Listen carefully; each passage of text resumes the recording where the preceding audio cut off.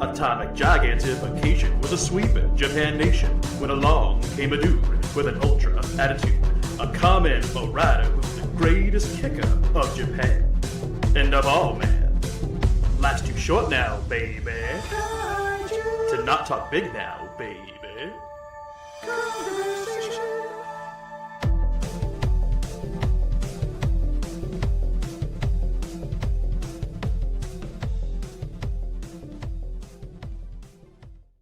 Welcome, ladies and gentlemen, back to Kaiju Conversation Live, or bonus episode if you're listening to the podcast feed. This is going to be treated as a bonus episode as well as a standard live stream. It has been a long time since we have done a live stream. Actually, it was March of this year we did a special, and then it was 2023 2024 since we had just done a live stream. So it's been quite a while. I'm so happy to be doing this. The primary reason as to why we haven't done a live stream is mostly because of StreamYard's lovely relationship with me. It's very much a hate relationship. It's not really, there's no love there. It's a very very dire relationship. But we are going to dive in here to the people in the chat real quick. It says we have quite a few people watching. We've got Helmy. What up, Elijah? Hello, hello, hello. We have Riley. Hello, Riley. Helmy asks, are you coming to G-Fest this year? Also love the host poster. Yes, I do have a theatrical poster of the host, courtesy of Ron Bonk when he came to G-Fest. On the topic of G-Fest, we will be discussing that this podcast episode, this live stream, this recording, which is probably what we're going to dive into first here in a second. Helmy says he can hear both of us, so we're doing good. One more question from Edwin Gonzalez. Hello. If you had to choose for someone to watch this movie blind or recommend more, Yuzo or Hoshi 35? I'm going to sit this question out real quick just for the simple fact that I worked on both of these films. But Danny, you did not, you were a consultant on both, but you did not work on them. So I'm going to let you answer this question, and then we're going to dive into a bunch of stuff here. We are. Oh gosh, this might have to be an eeny, meeny, miny, mo situation for me. Yuzo is just as charming as can be, made by one of the most ridiculously talented indie filmmakers working in Japan right now, or anywhere in the world right now on kaiju stuff. If Yoshikazu Ishii's name is on something, I will watch it immediately because it is delightful and deeply heartfelt, and usually carries more weight than you might initially think. And Yuzo is one of those films where it definitely wears what it is about on its sleeve, but it does so very wisely and very, very profoundly, and a very, very fun film. Very, very fun film. Hoshi 35 is, it really spoke to me because all of the stuff that it's paying tribute to, the Heisei era stuff, as a celebration of Megumi Odaka's career and the presence of so many Heisei era stars from particularly Space Godzilla got a lot of love. That always makes me happy. I don't know if I could necessarily pick one over the other. I might have to cop out on this one a little bit, but if you're looking for something a little wacky, I would say Yuzo is your best bet. If you're looking for something with kind of a warm, nostalgic 90s hug, then you cannot go wrong with Hoshi 35. It'll depend on kind of what you're into. I don't know if I could pick one over the other, though. It's definitely a very difficult question. I find entertainment in both of them. I will say, and this is like the closest I can get to picking one. Yuzo was the first film that I got to work on, so that has like a very special spot in my heart as like the first film that I got to do for SRS. And since then, it's just been this really fun ride that is about to hopefully culminate into working on Brush for this upcoming release. That's probably my most anticipated film I've worked on so far. So that's pretty exciting. Now, switching gears here, we usually talk about how we've been. So, Danny, I did not introduce you. We don't normally do introductions here, but you are coming on here for the first time since a major life announcement. You're coming on here for the first time, I want to say this year. You might have been on that special now that I think about it. I think you were my guest. The last super big episode we did was the 7 hour -1. Was epic. it? I did something else in between that. My last few months have been a horrific blur, so I don't actually recall, but I know it's been a minute since I've done a stream in general. So maybe the last one was the special. I actually don't recall. Yeah, we did the special What's Cooking Good Looking March 19th. So it has been a little bit. I didn't have the StreamYard premium, so it was a different background. It looked a little different. So it's been 9 months.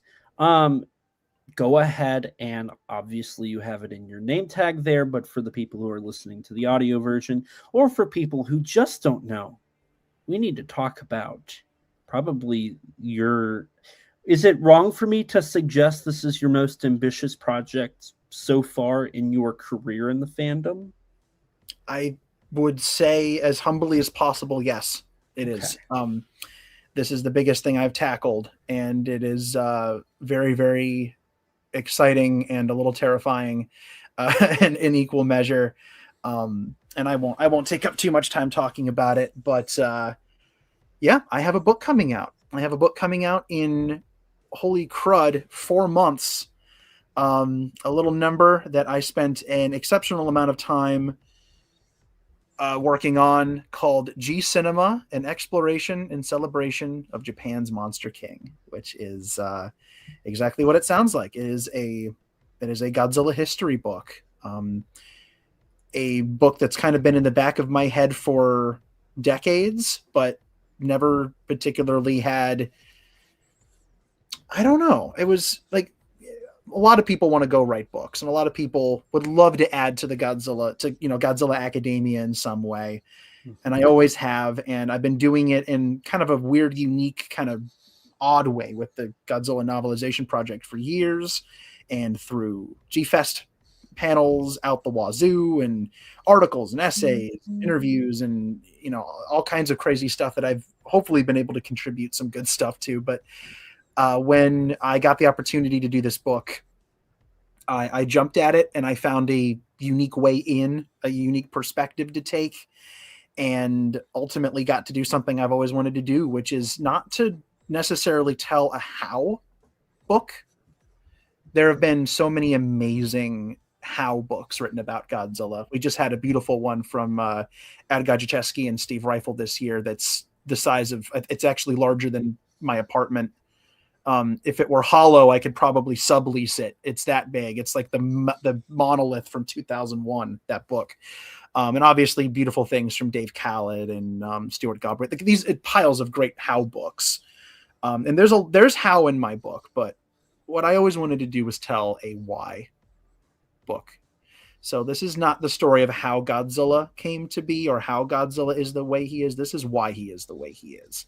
And you have to talk about how a little bit, but I wanted to write a why book. And I wanted to answer the question of why he's special and why we love him so much and why we always come back to him, and how and why, no matter what happens in life, this dude always seems to be there for us. Why is that? What makes him so special? What's the story behind that? So I decided to tell a story, and I love to tell stories. And that's what G Cinema is. It is my telling of the tale of Godzilla, and it will be out at the tail end of April. If you're in the UK, I believe it'll be out in only a couple of months. It's getting close. There's still some work to be done. I actually just a few days ago received my my last tail bit of copy edits and some suggestions and things. So I'll be working on the final round of proofing and making a couple of last minute tweaks to things. But it's on Amazon right now. That's my big plug, is that you can go, if you type in my name, or if you type in G Cinema Godzilla book, stuff like that, on Amazon right now. You can get it. You can pre-order it. And yeah, that's kind of crazy. It's weird because I wrote the darn thing a year and a half ago at this point. By the time it comes out, it will be almost a 2-year process. I submitted the thing to the publisher a year ago. So it's been a very long and very, I have no words for it. It has gone down as like definitely the most ambitious thing I've done. I wrote a book, for crying out loud. So, yeah, I'll ramble about it endlessly if I don't shut up now, but that's my big life, I guess, professional / hobby, announcement to make. Now, to quickly talk about that a little bit more, this isn't meant to be mean, because I own Godzilla, the First 70 Years book, which is a beautiful book. Steve and Ed put in a lot of effort. There's some new info there. There is the info we all know and love, but written differently in a special way. There is some beautiful pictures from the Toho archive, and I believe from Ed's personal collection. It is a wonderful book. It features some great written forwards and afterwards from like John Carpenter, Shogo Toyama, Megumi Odaka. So it is probably the best official Godzilla book that has ever been published, and could be ever. For all we know, it might be the grandiose conclusion to these written books. Something that really kind of strikes me as kind of wrong about it is it's probably Steve and Ed's last major contribution, together, specifically together. Obviously, Steve Rifle is working on Godzilla versus the World, which is a book tackling the politics of Godzilla. I don't recall if Ed's working on anything currently, at least from what we know.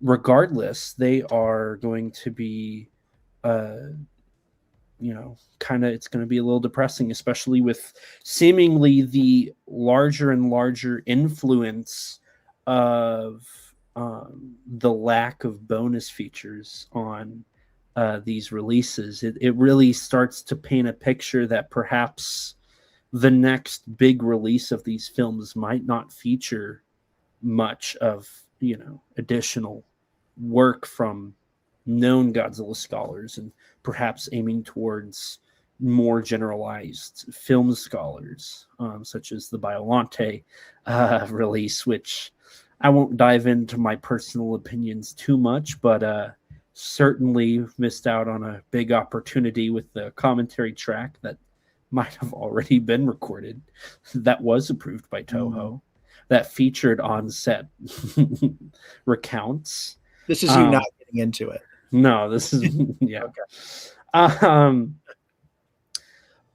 It is a little depressing. Riley did, and there is another comment which we'll dive into. Riley did ask, why do you say it'll probably be their last contribution together? Steve is in his late 70s. Or no, Ed is in his late 70s. Steve is in his late 50s, I think. I think it's roughly there. I'm actually not sure I'm not sure either of them are. I don't want to say something and be wrong.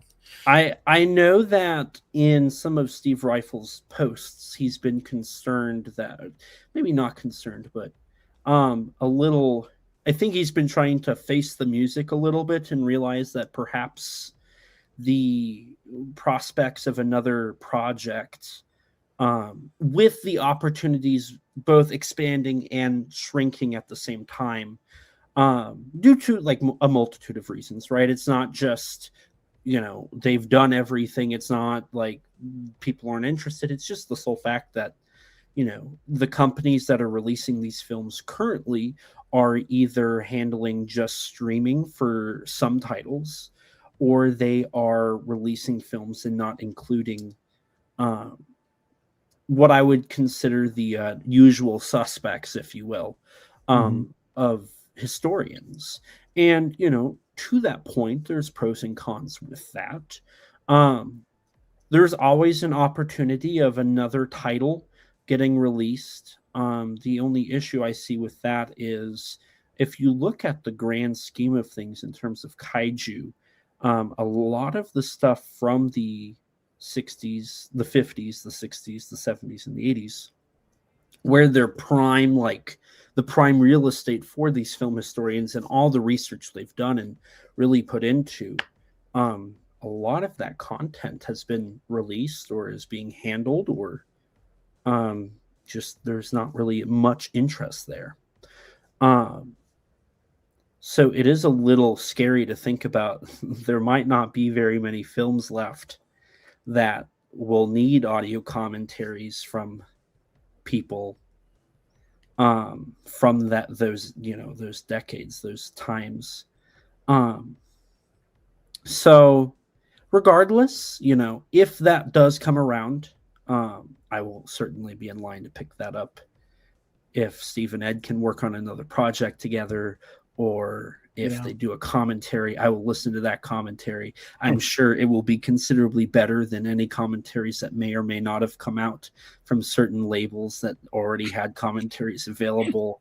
Not, being very vague about that. I'm not saying anything without saying something. You know what I mean?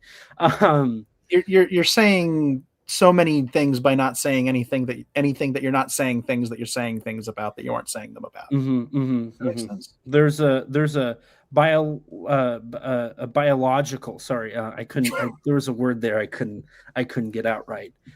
There's a biological aspect to this. Couldn't or wouldn't get out right.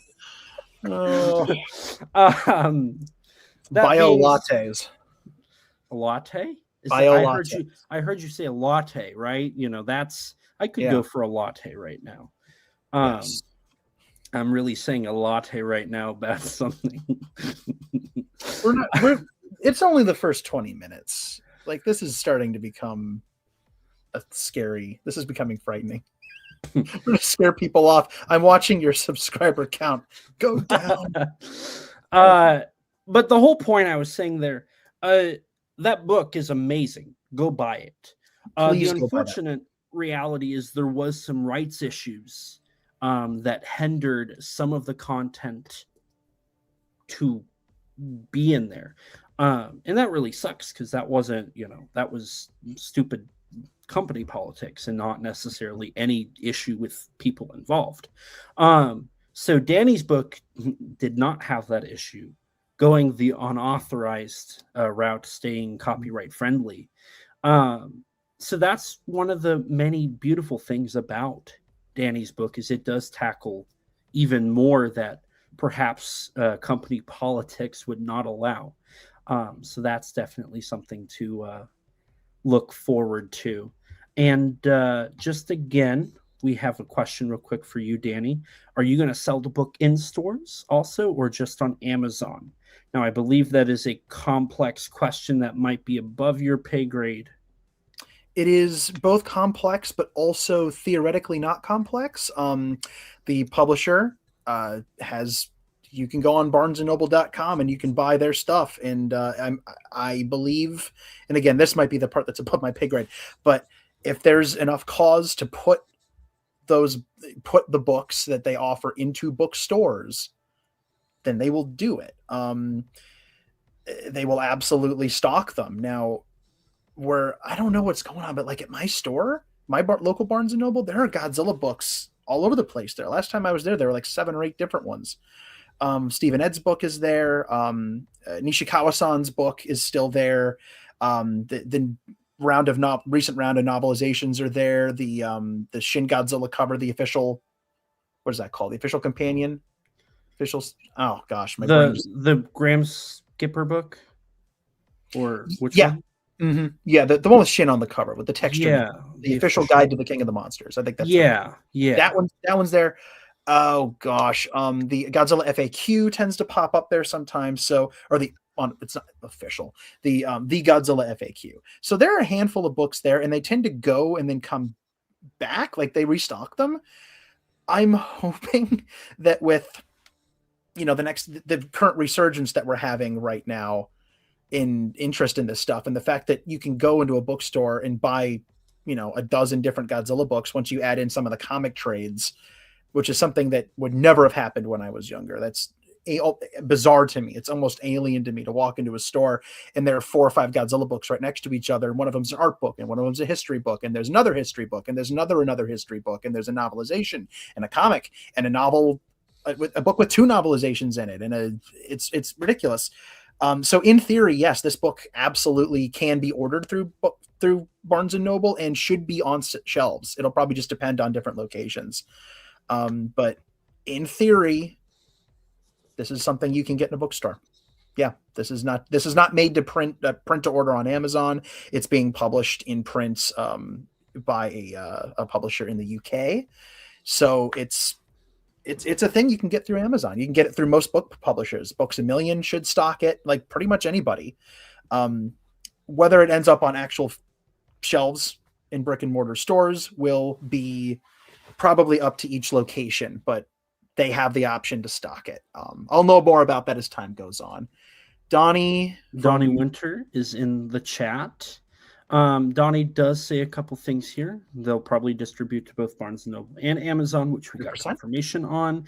And the publisher is Fonthill Media. Fonthill Media. They typically do, oh my gosh, they have an amazing catalog of war books and real world event books. They're gradually growing their pop culture offerings. I discovered them because of a really fantastic book. It's actually right over there. I can't reach it to show, but it's a book on Jerry Anderson and Thunderbirds and the Super Marionation shows, of which I'm a huge fan. So I got that first, and that's how I found out kind of what they do and who they are. But they're doing more pop culture stuff, and I'm kind of amazed that they they wanted me to be a part of it. Oh, hey, look, another cool person. It is Matt from Monstrosities. Godzilla scholars are a dying breed. There's plenty of pretenders, though, which is very accurate. Yes. A shout out to a video that is not available anymore, but Matt did a great video calling out for the new generation of kaiju historians, kaiju scholars to find their footing and to get their stuff together and start doing it. I'm saying that jokingly, but he did a great video establishing that there is a need for people that want to dive into this stuff and to do research and to conduct interviews. And Matt not only made that video to encourage people and to help push the fandom and the genre forward, but he himself has done it. He did the bonus feature material for the Kamen Rider Dyad set. He was the head of that project for the first and the next, and that was amazing. There is some new interviews he went to Japan and shot. There is some amazing commentaries, some liner notes, and then he also was one of the 3 main members working on the Kamen Rider Elite Collection, the trilogy, which is Kamen Rider Shin Prologue, Kamen Rider J, and Kamen Rider Zio. I think it's Zo. It's escaping my brain right now. Amazing work. Those are available from Media Blasters on their storefront and on Amazon now. The standard edition specifically. Those are what is available for both. And then Dryker thanks you for answering his question. You're welcome. Thank you for asking it. Thank you. Donnie also wanted us to bring up, and yes, Matt did do a interview with Jeffrey Engels for his book, The Luminous Fairies and Mothra. I just finished it today. I had to hold off on listening to it, which I'll get to here in just a second. But it is it's about 48 minutes, I believe. and they tackle the whole process of the film. It is a great interview Matt and Andreas Perez of Kaiju Noir conducted with Jeffrey. That's available on their YouTube channel. As a side plug, if you haven't checked out on our YouTube page yet, which by the time this episode goes live on the podcast feed, it will be already out, and it will be a bonus episode for the feed as well. I was able to interview Jeffrey as well. Second time getting to talk to him. It was a lot of fun. We dived into a lot of the process behind the film. It's about 95 minutes, I think. So that's going to be a great time. It drops on Christmas Eve.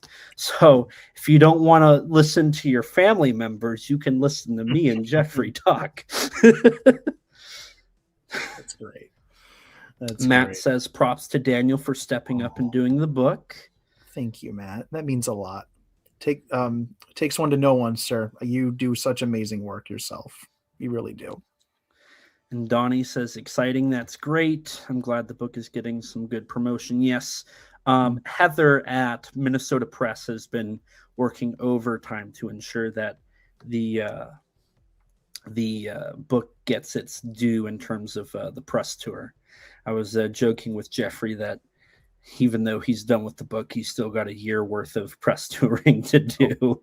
Oh yeah, he's got a lot. I know a handful of people who haven't released their interviews yet. My wonderful friend Alyssa has one coming up that will be a print article that she's working on, an interview with him, and her insists that that's the thing about this. When Kayama's Godzilla came out, Jeffrey interviewed with every human in the Godzilla fandom, and everybody wanted to ask questions, and it's always great to go through all of those different interviews, because you'll find different questions that pop up that might not have been answered, but you do get a lot of repeats. Alyssa's brain is not wired for repeat questions. It is wired exclusively for insightful, incredible questions. Mm-hmm. I cannot wait to see what she talked about with him, and the unique way that she asks questions and gets insights from people is going to be really cool. And I know a few other people who have interviews who got to read the book early and have been sharing their thoughts, and will be sharing it as the next month or so passes, because comes out middle of January 13th, if I remember correctly. Okay. I just got the final copy. I have the advanced reader's copy, and I just got the final copy. It was about 5 or so days ago. It's beautiful, like the actual cover design and everything. It is very beautiful. I'm very happy with it.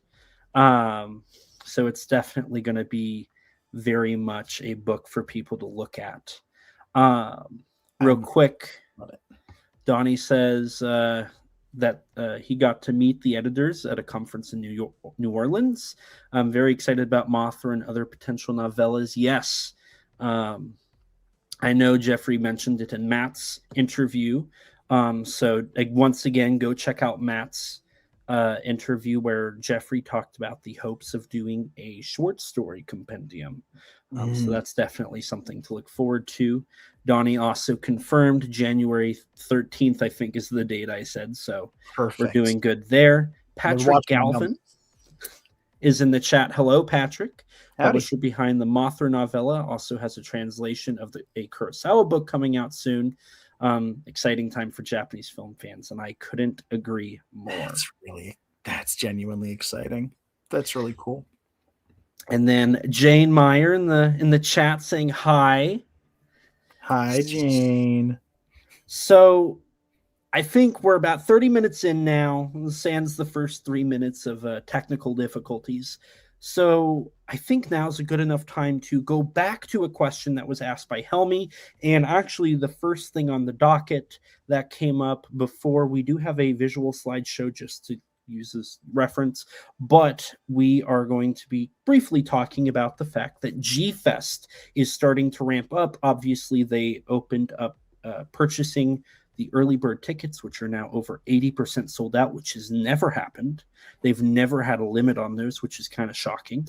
And then they announced panel submissions are coming up, which obviously you and I both have done our fair share of panels. I think it's still a little early to determine if we're going to be going, just because there is so much time between now and then. But are you excited, Danny, for G Fest? I'm getting there. I'm gonna be brutally honest. I guess this year's G Fest, but the last G Fest almost put me in a shallow grave. I was so busy. I loved every minute of it, but except for the parts I didn't. Except for all the parts I didn't. I was so busy. I think off the top of my head, I did 13 or 14 hours of programming at over 3 days. So I'm still not completely recovered from it. That's why I look like this. I'm not. It's bleh. It was a lot of work. I loved it, but it was a lot of work. So this year I'm not going to be doing that much. I'm going to be doing stuff, and I'm very excited for it. I will be doing not 14 hours of programming. I'm probably, if we always do the writers panel. So almost assuredly I will be doing the writers panel. Again, I'll be a part of that if I'm invited to do. I mean, I co-run it. I guess I can invite myself, whatever. It's fine. I was trying to be humble, but I can just invite myself. The writers workshop from this last G Fest was tremendously wonderful. One of the coolest things I've ever done in my whole life, like just really, really special, being around all of those amazingly talented people as they shared their stories and wrote them with us and workshopped them with us. Oh, it was just powerful. I loved every part of that. So I hope we get to do that again. And I won't say anything else beyond that so far, but what I will say is that the wheels are in motion for, hopefully, fingers crossed, dear God in heaven, please, a special panel involving an anniversary, and may involve somebody who possibly is in this chat right now. I won't say who, I won't say what, but there's been some conniving, some planning, some behind the scenes shenanigans, as it were, that will involve a couple of very dear friends of mine, and obviously it's up to the cool people who run G-Fest to approve that, but that's at least one panel we're hoping to do. So I'm looking forward to it. I always do. And I'd like to actually be able to experience the show this time and like actually go do things and see other panels and meet famous people and do other things that are good, that aren't just talking all the time. But I'm excited. There is, there's some hope for a couple. I've definitely got at least one panel so far that I've talked to somebody. I can't really talk about that one because I can't. I have two other ones I didn't even mention that I got invited onto. So I've got stuff I can't talk about either yet. But such as the fun of G Fest is that I've got 3 that are being worked on, plus a workshop, plus a writer panel. So we just can't talk about it. We just can't. So we'll see. Obviously, as time goes on, that information will become more available, decisions will be made, and actions will be done, and we'll be able to go from there. So that being said, we do have, as I mentioned, a visual aid that we will just be using as like reference for what we're talking about. Typically speaking, the way that Kaiju Conversation, the podcast version, goes is Jackson, who unfortunately could not make it tonight, Rex. He is at work, slaving away. It is like noon in Australia, so he unfortunately couldn't come before or after work. It's like right in the middle of his day. But we open the podcast by talking about how we are, and then we dive into tokusatsu we've watched, and then we dive into the news. Jackson and I just started the podcast back up again. We've uploaded 2 bonus episodes. The Jeffrey interview is coming this coming Wednesday. And then the episode that we have recorded, which I'm going to go ahead and say is our look at upcoming films in Kaiju of 2026. A yearly episode we do. It's not really that shocking. We tackled it where we look at what is coming for content in terms of films and television in the world of Kaiju cinema and Kaiju television. So since that episode, which we recorded at the beginning of December, we have missed out on a ton of news. And normally we would just talk about it in the next episode, which we can't because we recorded, I would say, about a quarter of our upcoming episodes for 2026 about a year ago. And they were supposed to come out, and then due to various reasons that did not happen, and now they're getting released this year. We're recycling our 2025 schedule for 2026, and those episodes have a pre-recording by me establishing that. And so we won't be tackling news until February, where the actual new recordings begin. So this episode is to basically correct that mistake. I guess it's a mistake.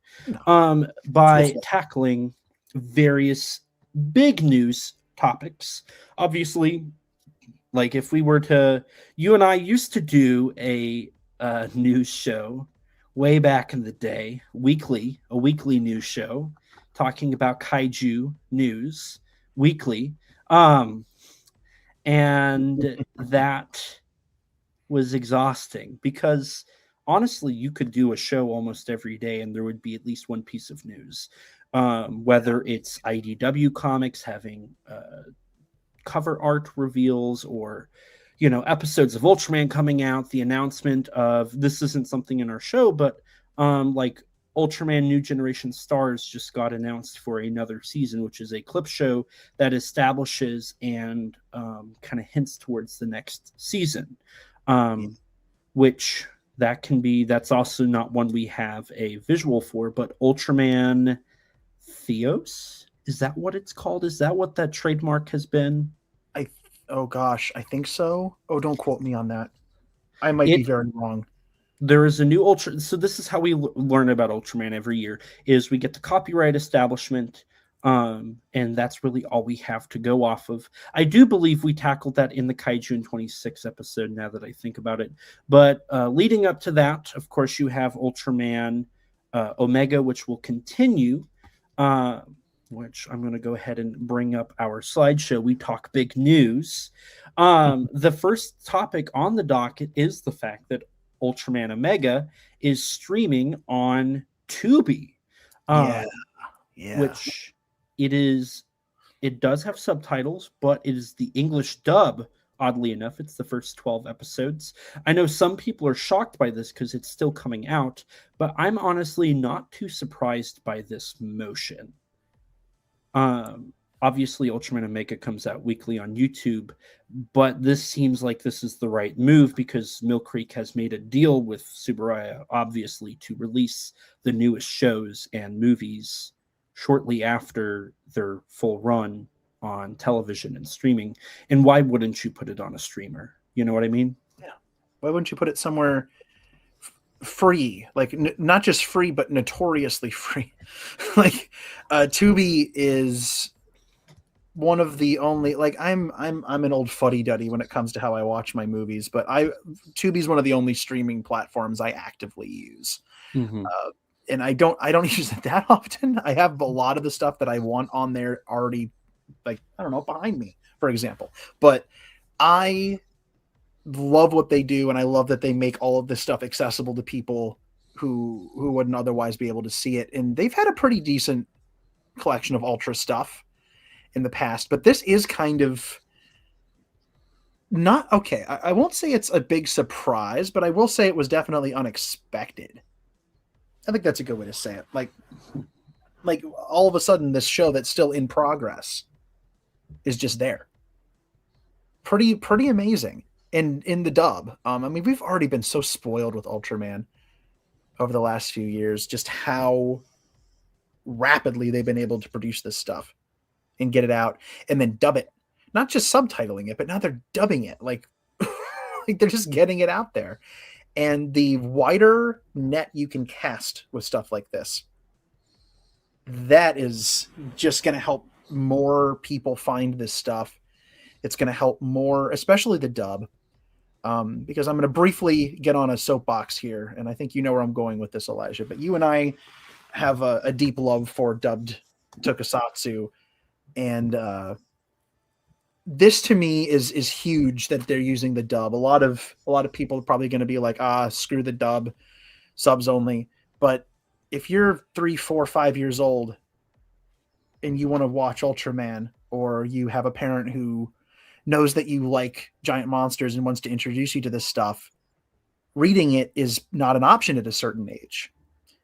This makes Ultraman accessible to one of its core demographics. This is a franchise that has been inspiring children to follow their own light for decades. And there is no reason on this planet that this franchise can't do the same thing for American children now that it did for American children when AIPTV dubbed it back in the 60s and syndicated it for decades. The magic of Ultraman was being shared by the simple, it's not simple to dub something, but the simple act of putting it into another language and bringing it somewhere else into the world. And there it is. Jeff Goldblum. Well, there it is. The one negative thing about this is it's only streaming in 720, so it's in standard def, not high def. Oh, I didn't actually.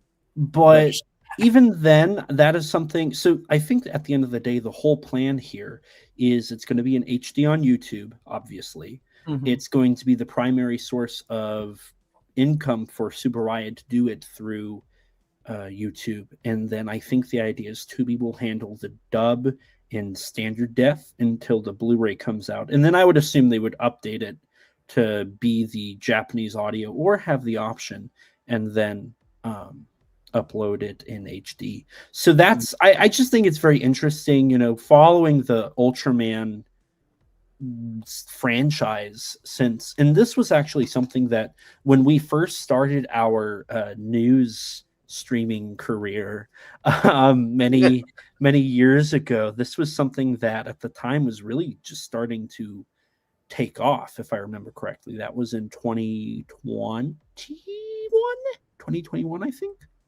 Something like that. That sounds right. Maybe in 2020, and then it bled over into 21. But at the time, Mill Creek had primarily just handled the Blu-rays, and then they had Movie Spree, if you remember Movie Spree. Yeah. And then they abolished that, and they're like, nope, we're a physical only company. We're not going to do that. Nuked it pretty quickly. It was crazy how quickly they killed that off. I never used it. I was barely cognizant of it, to be perfectly honest. But I know that there were a few people who were like, well, where's all my Movie Spree stuff? And they were like, about that. You're going to laugh. It isn't a thing anymore. Sorry.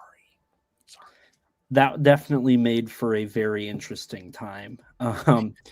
But no, it's fun to see that the Ultraman license is still they're not done expanding. They opened the Ultraman channel on Prime Video.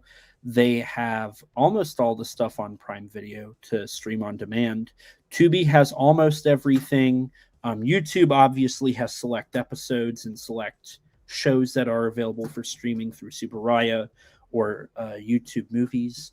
And it's just really awesome to see this stuff occur. I wouldn't be shocked if they expand to another streamer here before too long, just to have an additional distribution under their wing.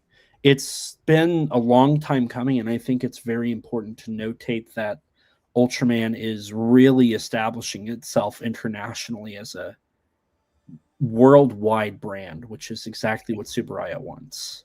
Exactly. It's been exciting to see, and it's just going to keep getting bigger. We've had the live shows. There's no real confirmation for this, but I'd be profoundly shocked if they didn't go to G-Fest again this year, this upcoming year. This is it, man. I mean, it's kind of crazy to think that this is 60 years old coming up quickly. That doesn't register with my brain. Yeah. And it's bigger now over here than it's been ever before. It's bigger on the global stage. We'll get off of this in a sec, but this has been on my mind because I was. It's going to sound like a brag. It's not a brag. I was in Tokyo for the 50th anniversary of Ultraman back in 2016. I went to the Ultra Fest to see the 50th anniversary celebrations. I got to meet some of the Ultramen in person. I got to see, the suits. I got to see the live show. I got to see 50 years worth of Ultra heroes holding hands and uniting to stop a monster live on stage. I was close enough that I could have reached out and shook their hand. I did shake a couple of their hands. And then I went back to the United States, of course, and it was crickets. Because only, goobers like us on the internet were celebrating this. This was before Mill Creek had acquired anything. All of the DVD sets were, horribly out of print. Hold on a sec. Remember this guy? Yeah. Mm-hmm. For the audio listeners, I'm holding up an old Mill Creek release based off of the definitely legally acquired versions. It's not good. It's not a good time. And it was very, very quiet because it was just the fans celebrating it. You couldn't stream this stuff anywhere legally. You couldn't own Blu-ray. Like, you couldn't go get Ultraman Neos on DVD. That's crazy. Ultra Q had barely, I say Ultra Q had only just been released from Shout. Like, very recently at that point, 2014, 13 or 14. Mm-hmm. That sounds about right. So it was only just a few shows, and there was nothing like what we have now. Nothing like what we have now. So this is huge. This feels like a very simple thing. It's just another streaming home for the most recent show. But when you break it down, it's deeper than you might think. Right. It's definitely very important. And it's really awesome to see the IPs really work towards international acclaim and international recognition and all the stuff that comes with that. And on the topic of international licensing and IPs, here at Kaiju Conversation, we also like to tackle some of the more obscure and interesting pieces of news, and that actually transitions us into a most recent thing is the establishment of let me grab the exact name here, of the Oita Kaiju Bugon Management Organization, which is a organization solely based around the licensing and the intellectual property of Kaiju Bugon, a kaiju that I don't think it first appeared in the Daikaiju Bugon short. No. I want to say it started before that. It did. It was part of oh my gosh, I don't remember exactly what medium it was, but if anybody recognizes this name Bugon, it's likely from the short film. It screamed at G-Fest. It's been making the rounds, but it does predate that short film. I just don't recall what off the top of my head. The thing about it is, so in Japan they do have something.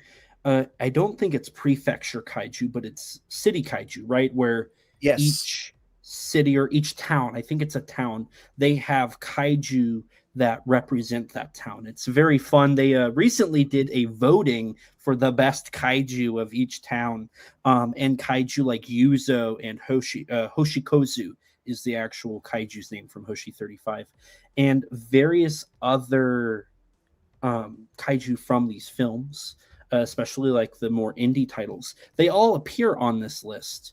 And Daikaiju Bugon is one of those. Yes. And so Bugon is representative of Oita, I believe.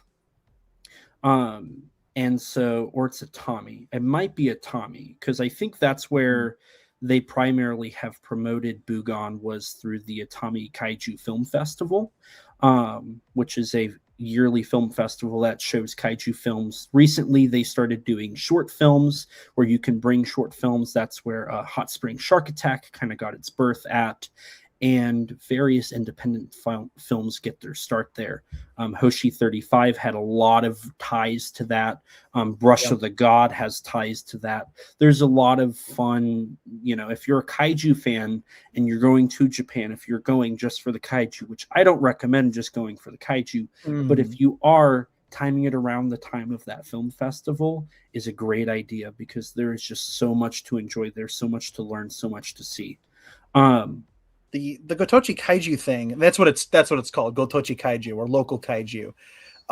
Fun fact, that was the actual initiative for that. The Gotochi Kaiju initiative, the project, is about 9 years old, and originated with Hiroshi Sagai, the sculptor, the famous sculptor who has since passed away. And that was really his thing. That was like his big passion project in what sadly ended up being the final years of his life. But this was his passion, to give each town its own unique, because if you go to Japan, every town, every prefecture, whether it's like micro or macro, they all have their own unique something. Kind of like how in the United States will have a nickname, they will have a bird, they will have an icon, things like that. What's your state bird? I'm in Ohio. My state bird's the cardinal. Imagine going to Japan and saying, okay, this particular prefecture, this town, what's your thing? They would often rely on industry and trade. There was one, I don't remember the name of the creature, but it was essentially this big conglomeration of sentient ramen noodles, because they were known for the ramen industry in that particular town. So it's so uniquely Japanese, and it really ties the kind of it really solidifies the intrinsic nature of like the relationship between kaiju and Japan.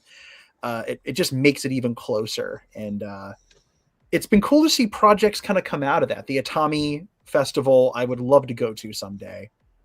My goodness, would I love to see that someday. Just to be there and see excited people watch these things, because none of these films are big studio blockbuster shorts or anything like that. These are fans and filmmakers who are putting their passion into doing these things more often than not with tokusatsu. With there's definitely digital stuff, but they're doing it in the traditional sense. It's something. What's really fun about Kiyotaka Taguchi, one of the main directors of various Ultraman shows. Of course, he directed Daikaiju Bugon and Daikaiju Bugon 2, which is set to be released in summer of 26. He's one of the main proprietors. He actually runs the short film contest division of the film festival, and he has shown his own short films. He takes in all of those. He's a teacher, so it's really cool to see him. I think the films that he has his school kids work on get shown there. He does a lot, and really I think he's one of the primary main voices in Japan now, really pushing for the next generation of kaiju filmmakers. And it really speaks volumes when you see these short film competitions. And it's really cool to see them opening up this organization that focuses on licensing Bugon. I know in regards, and I'm going to answer this question in the event of somebody asking this. I don't know. There's nothing I can say on the SRS front, but at G-Fest this past year, somebody did ask Taguchi if they were going to do a Blu-ray of Daikaiju Bugon, and the answer was it's too short. Maybe after the second one, we would do a Blu-ray release, but until then, there are no plans. There's no they just don't want to touch it. So that is something that as time comes on, we'll see how that goes. Real quick, I did notice Dryker has to go. He asked a quick question, so I'm going to throw him up here to do this. Where are the Ultraman Blu-rays sold in store? They used to be sold in Walmarts, Best Buys, and pretty much any main DVD Blu-ray store, but I haven't seen a release in a store since 2023. So I think it's primarily online now. Yeah, but Best Buy stopped selling discs, which is a travesty and an insult and I don't like it. I don't know if I made that clear, but Walmart did used to have exclusive versions. They would have exclusive packages of the films where you could get both of the Ultraman. I don't even know what those packages are, but it was like they would do little sets, exclusives. You could get the steel books there. I haven't seen them in a few years, though. You might still be able to order them through those places. You should be able to go into a Walmart if they're on the website and say, hey, could you order this, and then pick it up locally? But it's probably better to just go to Amazon and do it, or Deep Discount DVD is another great place to get those discs because they're usually on sale. I would recommend Amazon for those primarily. Usually they're going to be the quickest and the best deals. So that's the answer to that real quick. Mill Creek also did, on the topic of Mill Creek, they did a wonderful Mothra release that used to be sold in Walmarts, which I haven't seen in quite a few years. It's been a minute. But next year we are going to see quite a bit of a Mothra coming from Japan. They've dubbed it Mothra Year, which this isn't the first time they've done the whole marketing strategy of labeling a year after a kaiju. I think infamously in 2018, Toho marketed the year as the year of Mechagodzilla, with Mechagodzilla's appearance in Godzilla 2 City on the Edge of Battle. There was various pieces of merchandise to come out of that ended up really angering everybody. But this is following the anniversaries of Godzilla, King Caesar, Megalon, Gigan, and Hedorah. Those were the kaiju they've celebrated primarily, right? Was there a Mechagodzilla one? I don't remember. There was a Mechagodzilla one. Obviously, Godzilla's had a handful of them. King Ghidorah did get an icon. I feel like they barely used that one, but it was a thing. They actually they've done a fair number of them.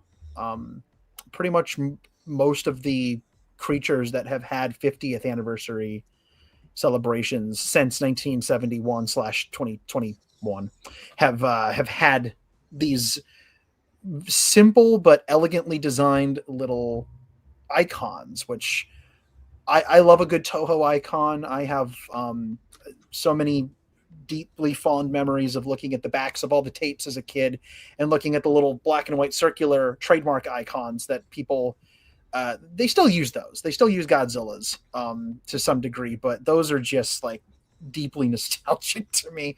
I love them to death. They're so good. The Destroy All Monsters tape is my favorite because it's just like, look at all these characters. I had no idea who all those characters were when I found this tape. So this kind of tickles a similar part of my brain. And I love that Mothra's getting some recognition. Mothra's my favorite, guys. I have no apologies to make. I have no excuses to try to hide behind.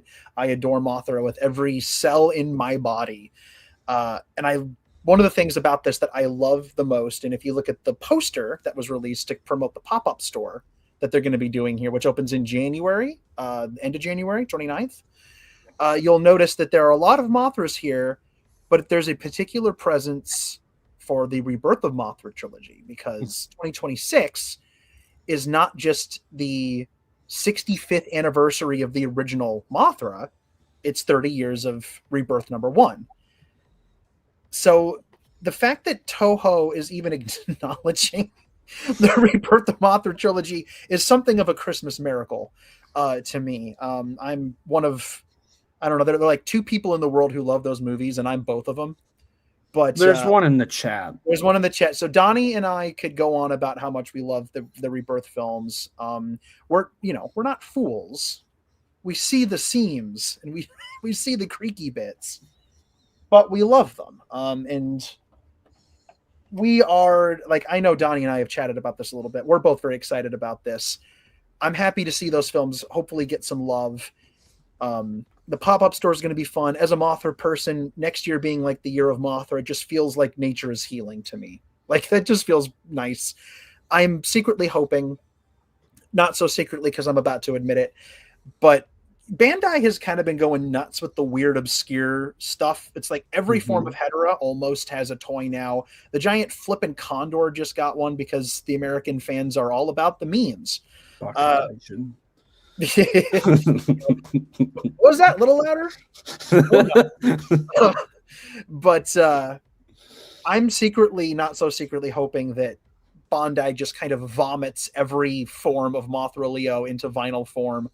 It's been, almost 30 years. There's never been a toy of Eternal Mothra from Mothra 3. It's been 1,000 years since Leo and the Rebirth of Mothra 2 version of Rainbow Mothra or Aqua Mothra got. Or Descadora. Yeah, we need Descadora back. We need a new. I know that P Band I just did a Dagara, but it was $920 billion. Put a cheap one out. I will give you $20 for one. I will give you $25. I'll give you $25 for a Dagara.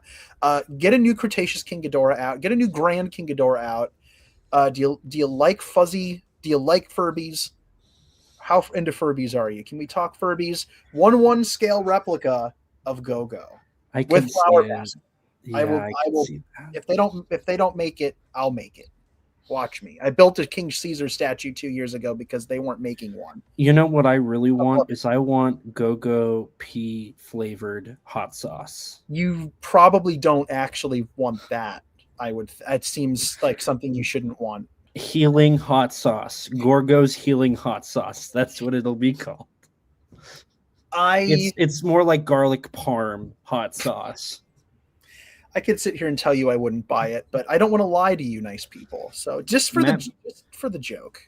Matt Burkett would love that. I would gift him 24 like 12 packs of garlic parm Go-Go's healing hot sauce.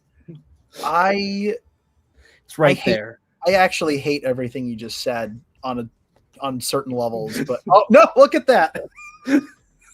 Yeah, I hate you, Elijah. End quote, your friend.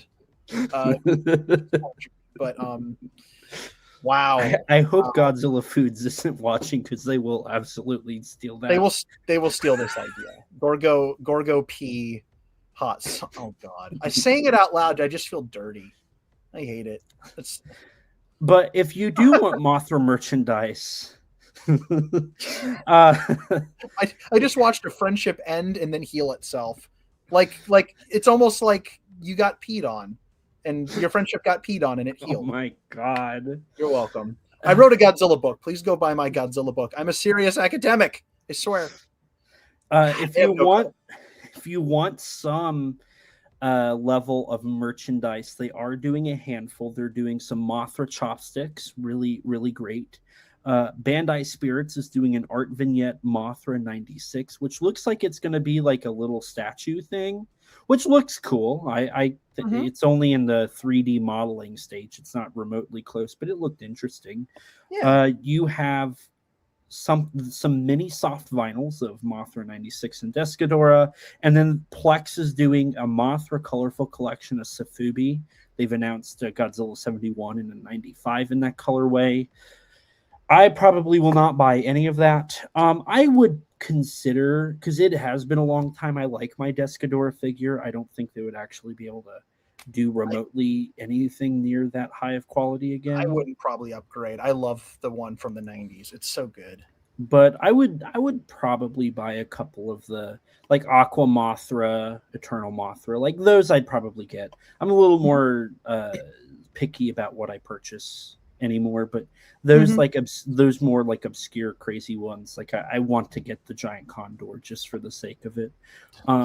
If I were to do an Ibra panel next year at G-Fest, I'm saying this because I won't, I would buy 4 extra large giant condor shirts, and whoever's paneling on it with me, I'd say you're wearing this shirt, and we would look stupid, we would get bullied, we would probably get thrown out, or we would get we would be able to crowd surf. It's one of the two. You know, people might be impressed or people might hate us. Giant condor mosh pit during Kaiju Confessions.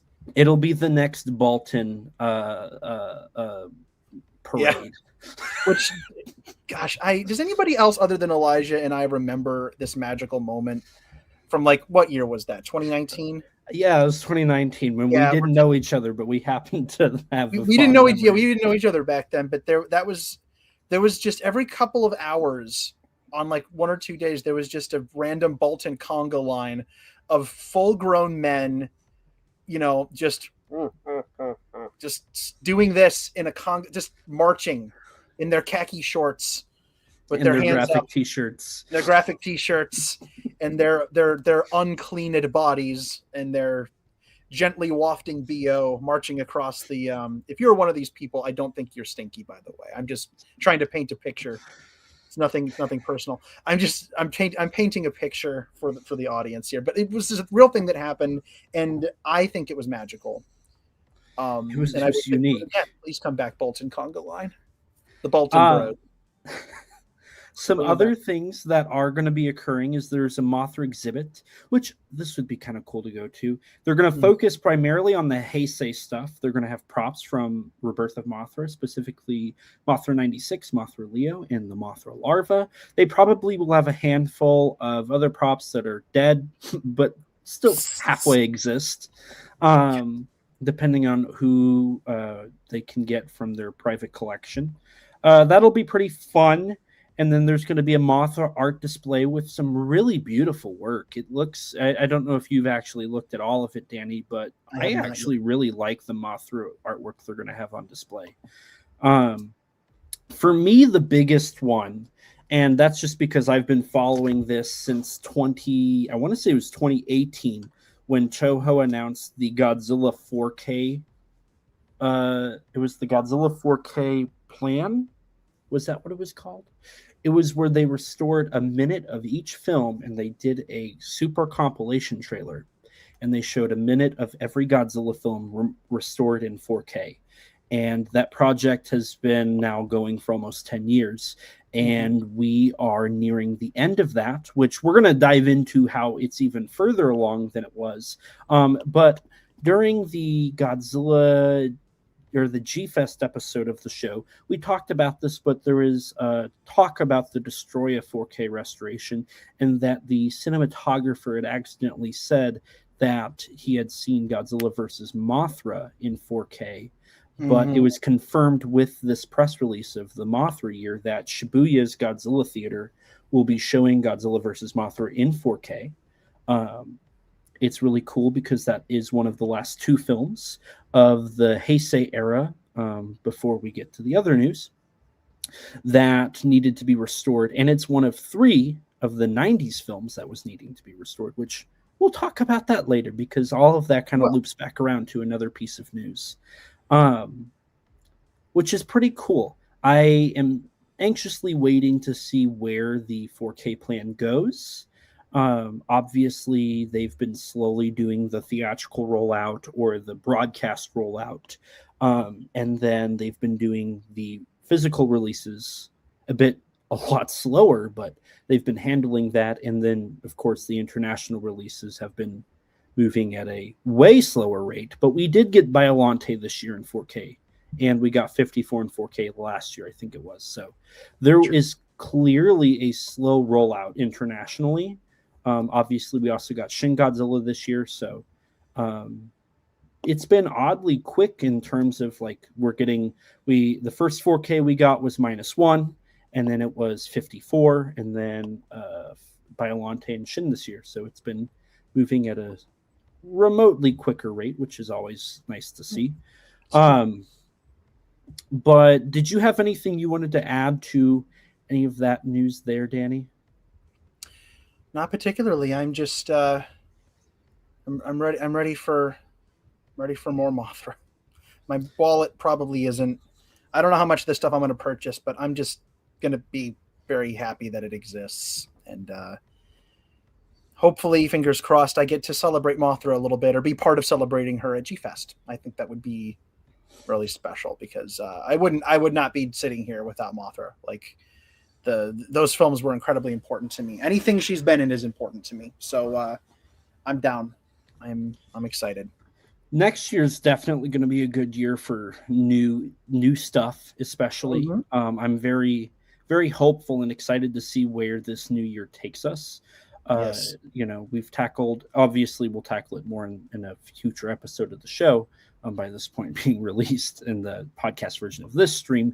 But there is quite a bit in terms of the kaiju side, and even in the tokusatsu side, there's quite a bit, because we do have a full release of an upcoming shorts miniseries called Beat Runners. Danny, have you looked at all into this? Are you aware of what Beat Runners is? I'm vaguely aware of Beat Runners. I know some of what's going on with this, but you're going to be the expert in the room here. I don't know everything. That's fair. I will say it. I think some people are a little over exaggerating it. It is being directed by Koichi Sakamoto, which he's done Sentai, Kamen Rider, Ultraman. He's done like Power Rangers. I think he's worked on Power Rangers. He's done quite a bit in the world of tokusatsu. But this is going to be a 10-episode series with 10 minutes each.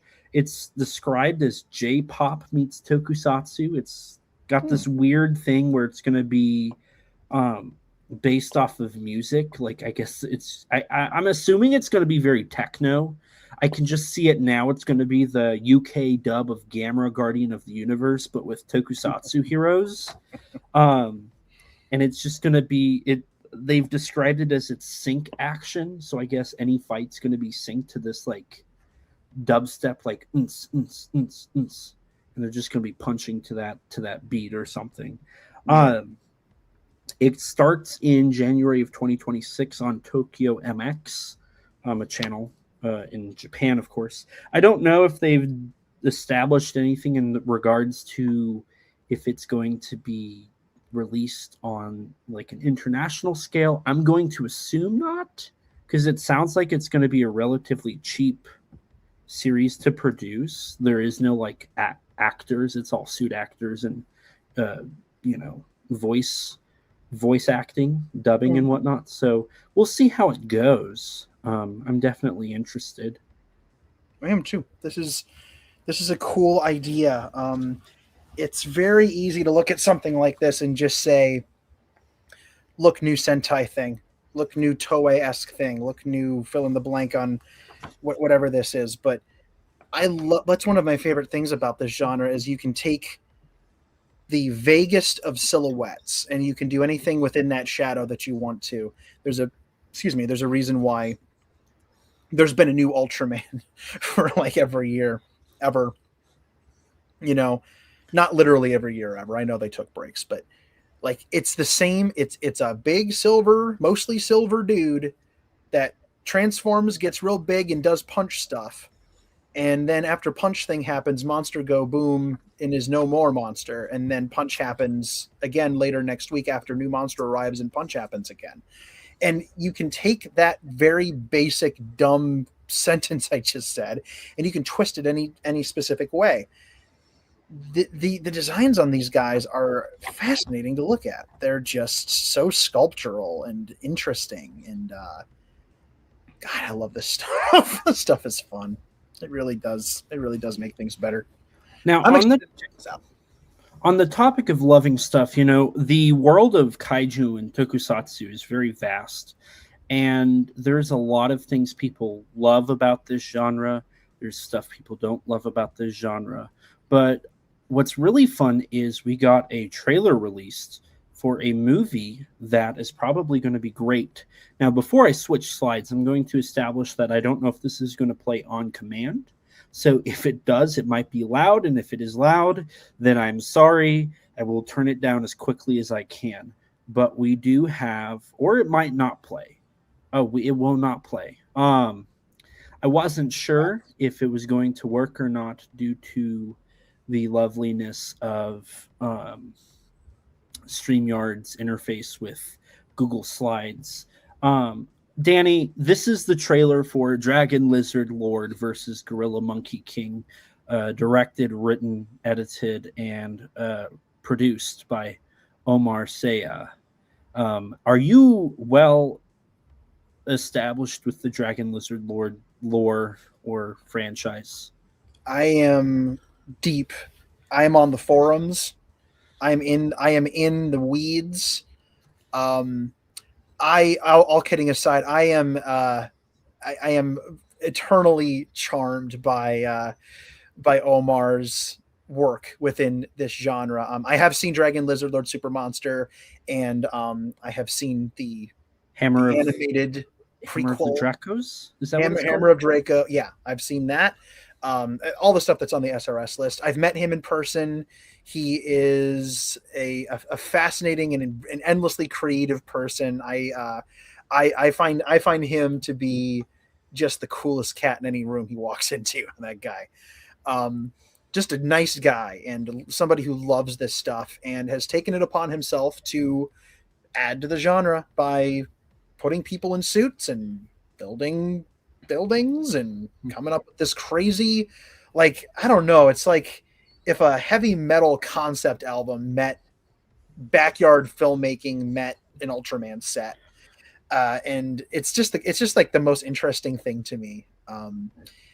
And I know he was working on the next epic installment, and I'm glad to see that it's actually like it's moving forward. He's doing it. He's making his dream come true. I love this. Omar and I have been talking a lot. I wish I could show the trailer because I think he would very much appreciate, the publicity. It is. I'm not going to beat around the bush. It is absolute backyard filmmaking. So it's not for anybody who is looking for cinematic levels of high quality, but it is very like Omar is a very sincere, very authentic person. He has been talking about we've been texting back and forth about his work on this. Like he builds all of the suits himself, which I couldn't even build a suit. The suit I had for my short film I outsourced to somebody in this stream right now. That's true. So I can't even imagine what it was like to produce a not just one. There's like 3 or 4 suits in this. This is definitely inspired by Godzilla Kong the New Empire. The Gorilla Monkey King looks a lot like Scar King.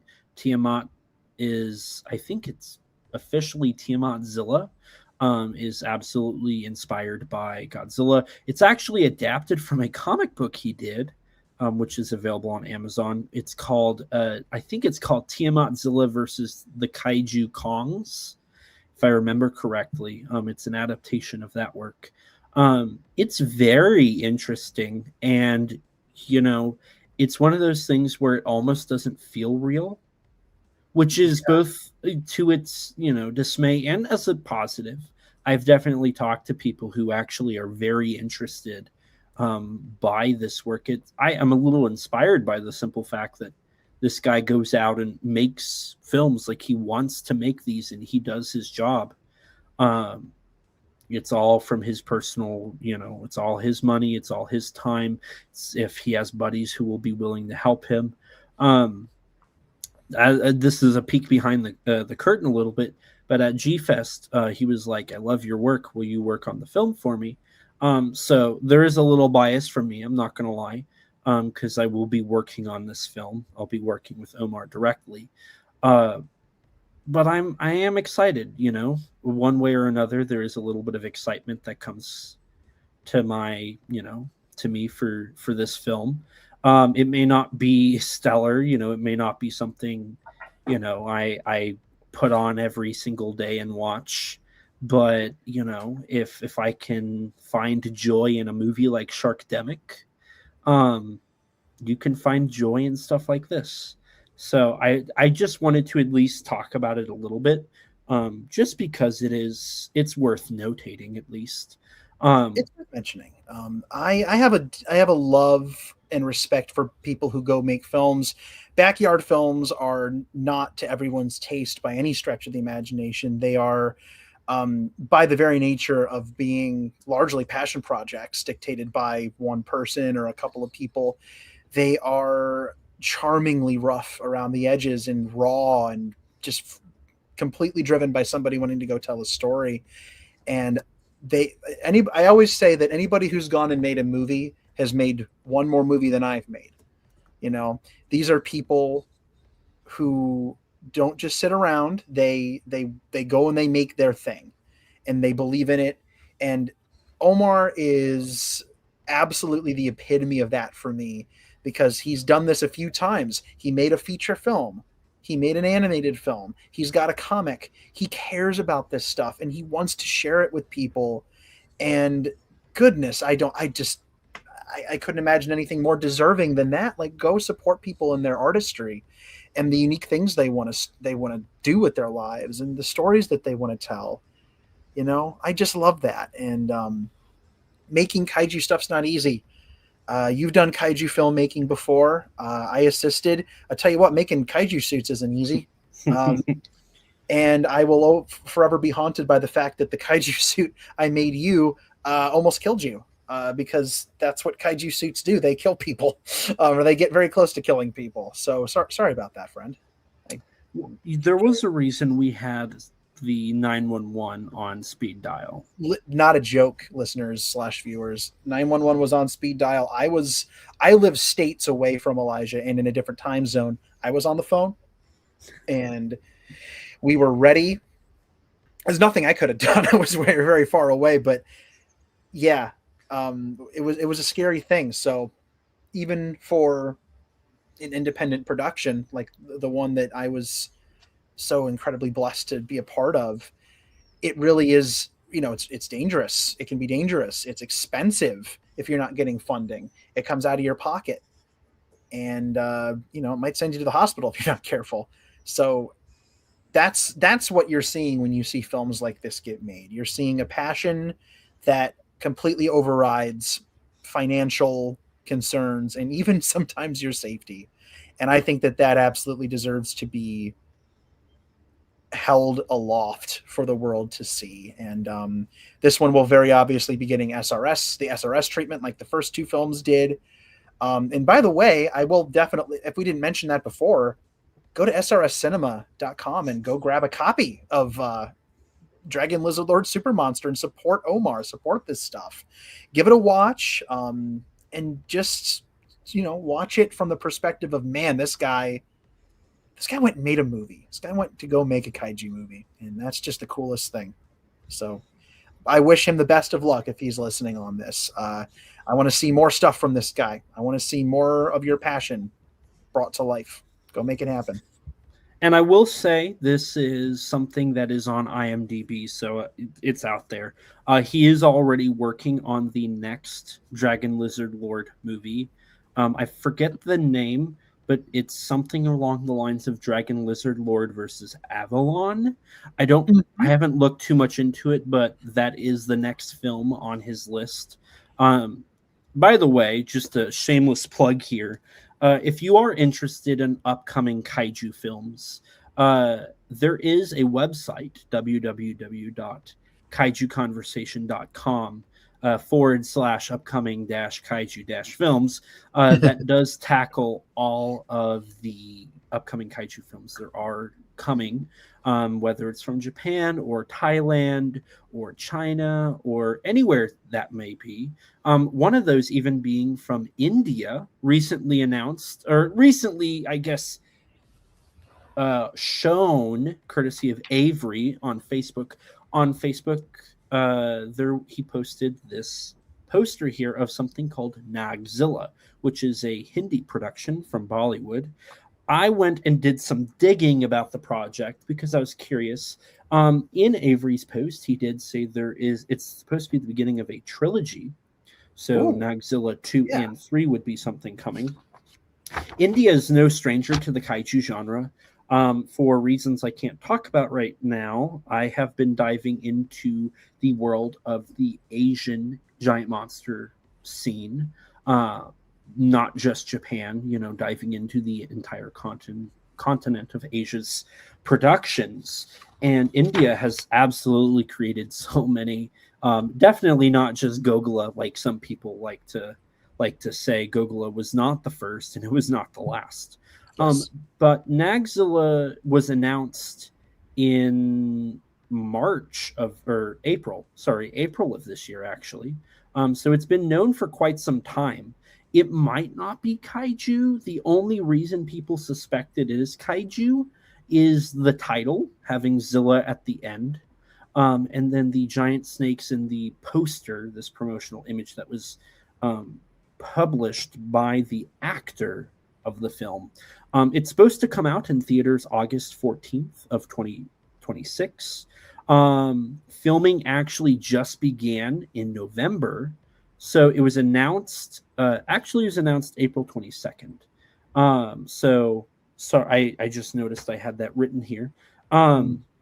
It's being produced by Dharma Productions and Mahavir Jain Films. I might be mispronouncing that, so I am going to apologize. I am not well knowledgeable about anything from India in terms of pronunciations. Apparently, Dharma Productions is not doing very well. So some people are concerned if this film will finish its trilogy or if it'll even get the first film out. That being said, there is quite a few producers attached. I'm not going to try to pronounce the director, but he has worked with the main actor before. He's apparently a semi-popular director, and the actor is even more popular. What was really interesting was the fact that the actor was the one who announced it and not the director or the film company. So this actor has a little bit of weight he can toss around. It's been described as a comedy fantasy, so we'll see how that goes. If you know anything about Bollywood productions, they will break out in song and dance at least 4 times, and the film will probably be about 3.5 hours long because their films are not short. Didn't know. So that's just a fun little announcement that came after we did our Kaiju in 26. So I like to do a little bit of checking myself and making sure we get all of the titles that are coming out. A quick shout out to Helmy, who brought up a giant monster movie made from his homeland of Singapore, which, if I remember correctly, I see the poster clear as day. It's not Immortal Species. That's a Thai movie.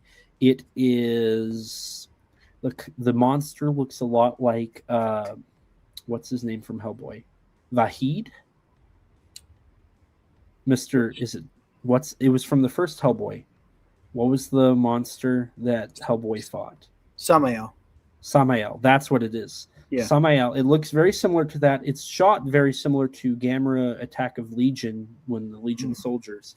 It's going to drive me nuts. I am going to quickly confirm which one that is, just because I see it in I see it in my head, but I can't think of which one it is, and it's driving me nuts. You got this. I have it listed somewhere, so I'm going to pull that up briefly. I keep thinking it's Immortal Species, but I know for a fact it's not. Immortal Species is a different. It's what's really cool, I will say, is both Egypt, Malaysia, and Singapore all came out with films in the past 3 years, which are their first ventures into the giant monster genre, and it's a Circle Line. Circle Line is the title of this film. So we have Circle Line from Singapore, Abu the Giant from Malaysia. We have it's the Woolly Mammoth movie. What is that? Oh boy, it's a funky name. It is a weird name. It's got a weird name. It's like Apocalypse Donkey. Man, I don't know what it's called. I'm making things up. I have no idea what it was called. But it does have a funky name. I've got it on a list somewhere on my phone because I have a problem. Oscar, the Return of the Mammoth. Oscar. Okay, I was close. There's also Monster Island, according to Helmy. I actually don't know that title. So, Helmy, you should send me that because I'm definitely interested in that title because I haven't heard of that one. Regardless, it's really cool to see all of these new kaiju films coming out from areas that is not Japan, of course. But even then, Japan has a lot of influence on these films. I think that's, very obvious and is kind of a given, if I do say so myself. But one that ties directly into the world of Japanese giant monsters and Japanese mythology is a Thai movie called Omukare. Now, Danny, I'm pretty sure you're a little bit of aware of the basis of this film. Just a touch. Omukade is kind of a wacky. We're talking yokai here. We're talking yokai, and there's really what I feel like there just aren't that many yokai movies being made right now. Am I crazy, or has there kind of been a dearth of yokai films, like bigger yokai films? I'm trying to think. So you had Yokaipedia in 2021 or 22. Yeah. Sorry, those 22. You had Great Yokai War Guardians in 21. You had Yokai Watch, which was a series and a manga. And I want to say that was it. There was a small yokai boom there towards the late 2010s and early 2020s. There was. But there aren't that many even before that deal with Omukade. There's one that you and I both are aware of. So Omukade is a centipede, a gigantic, murderous centipede that's often depicted with a draconic head that's a little bit more lizardy, and you can kind of see it in this one. He looks very bug-like, but like this big. It's a big centipede. It's a big centipede, and they're crazy interesting yokai. There are so many yokai. I feel like in terms of insectoid yokai, creatures like Tsuchigumo tend to get more exposure because they're spiders, and people don't get spooked by spiders fairly frequently. But this guy is really kind of interesting. So I don't know. I won't dwell on it too much. It's a really, really large centipede, and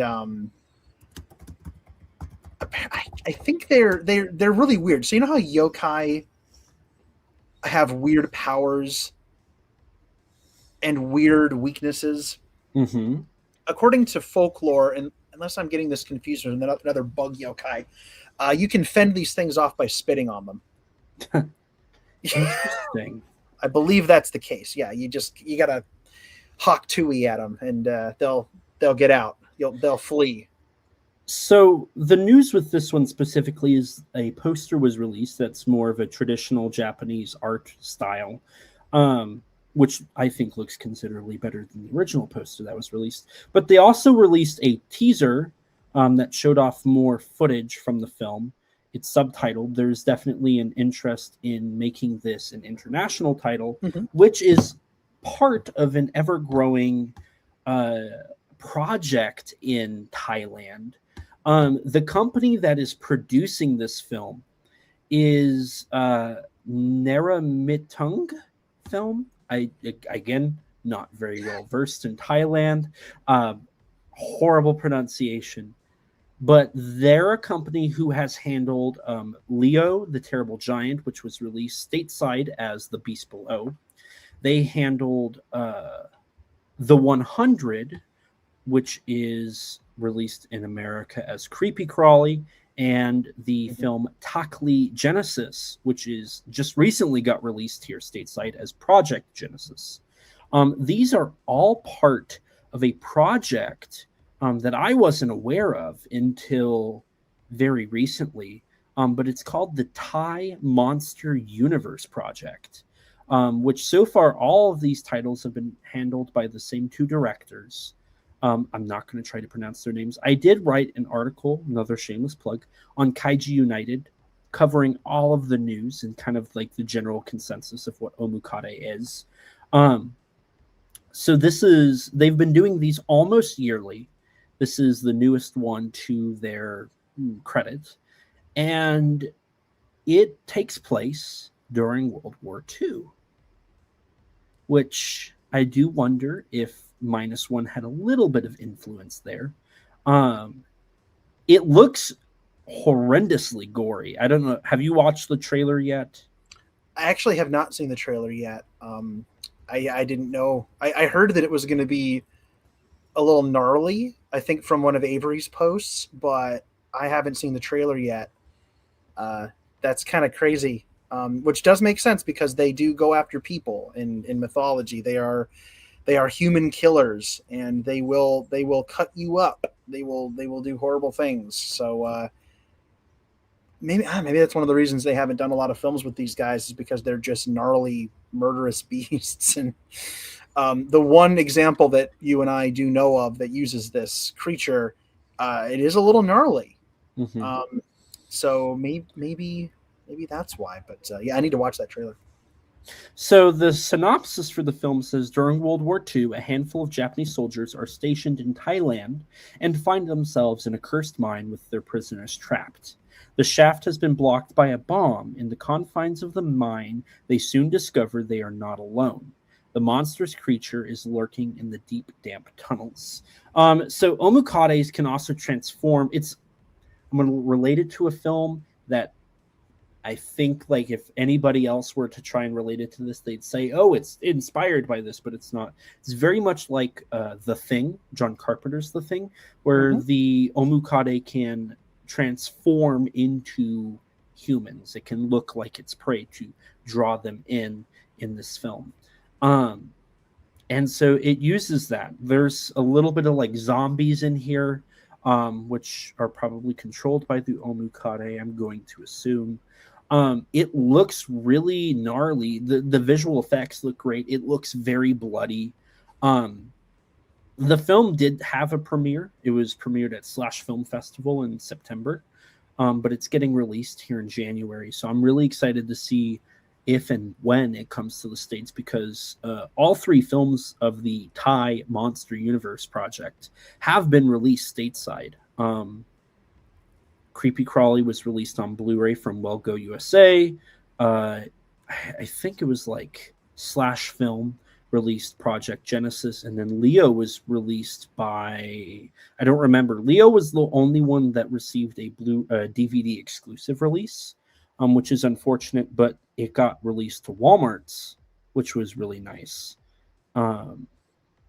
because usually these films are released on Amazon and or other retailing websites exclusively. So that's just another one of those titles that is to look forward to. I would assume it gets released at least with English subtitles in the United States next year, but it will probably receive a dub. The rest of the Thai films have released with dubs, so I wouldn't be too surprised by that.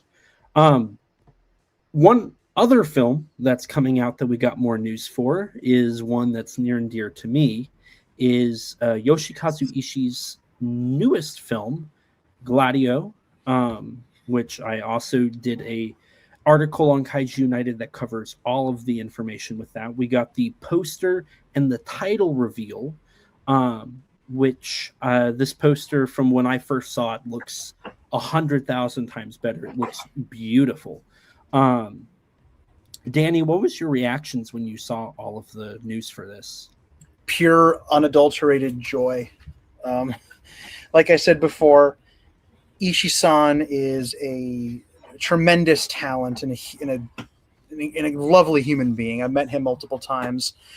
I know you and he are good friends over this stuff. So this is this means a lot. Like, whenever this gentleman, like I said before, whenever he does something creative, I pay attention, because not only is he skilled, he is passionate. This is a guy who has Godzilla cred, Ultraman cred. He has cred pretty much everywhere. But I fell head over heels in love with this guy's work when he released Attack of the Giant Teacher, a film that I saw at G-Fest, and was it had a really deep effect on me. I don't know. It was just such a lovely film. I know you have a soft spot for that film as well. It is was one of my favorite things. And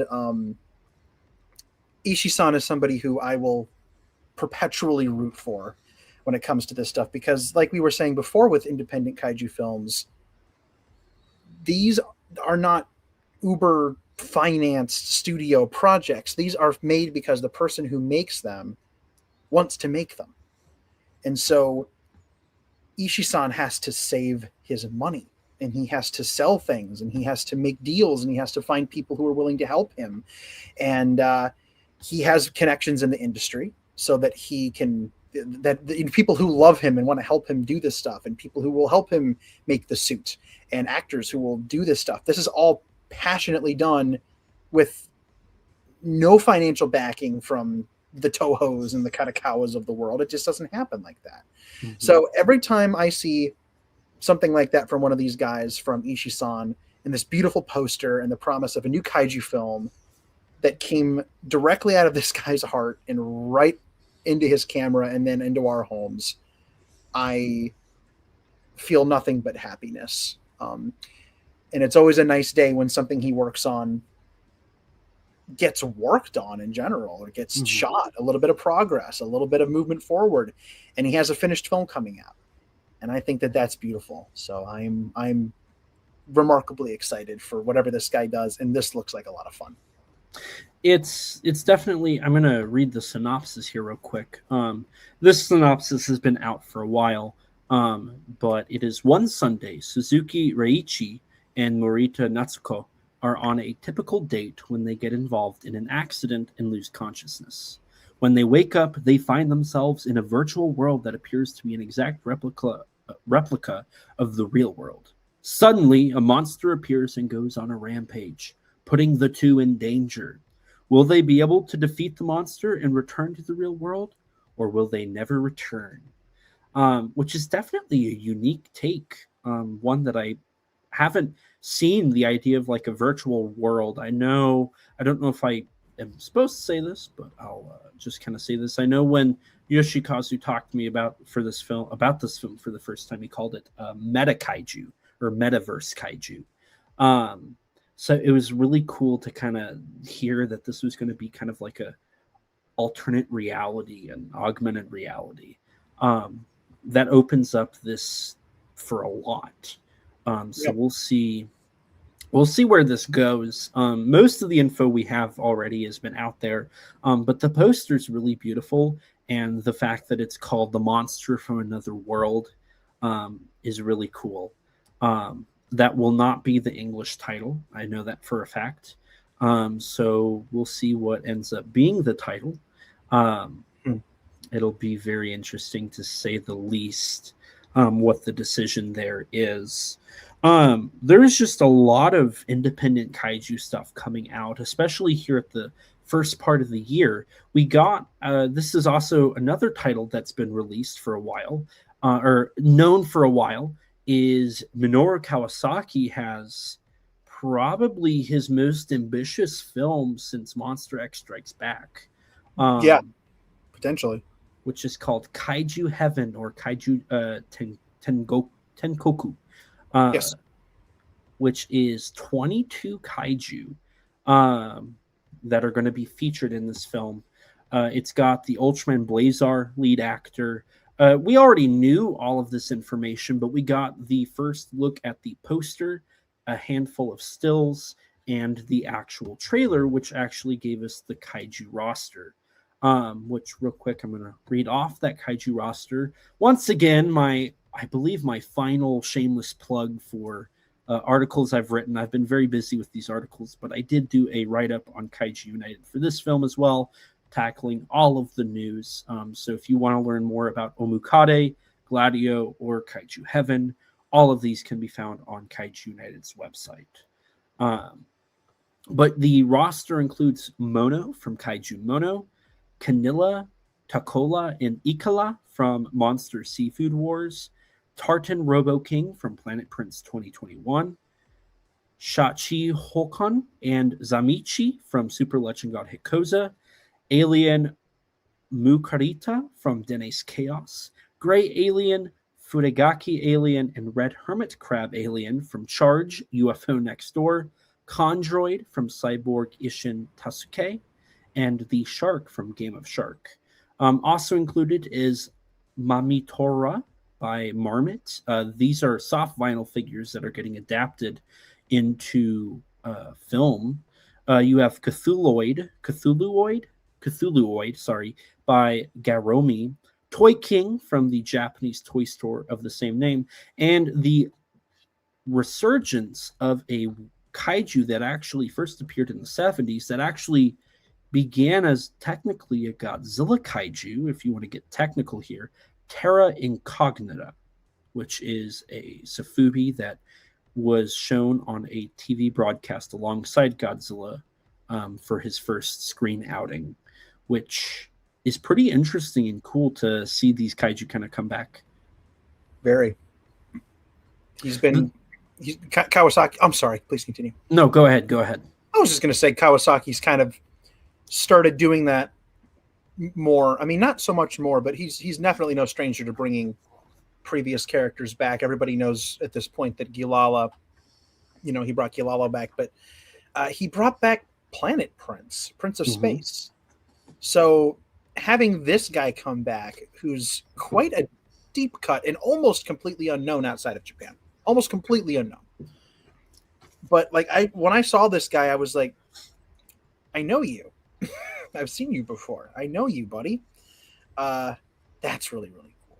That's special. Leave it to Kawasaki-san to make something like that happen. That's awesome.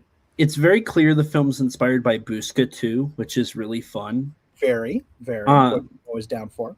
The idea actually stems from an Akio Jisoji idea, which I always love it when Kawasaki can go back to Jisoji, because that was his mentor. Like, Jisoji worked on Earth Defense Girl Iko-chan 2, which was Kawasaki's second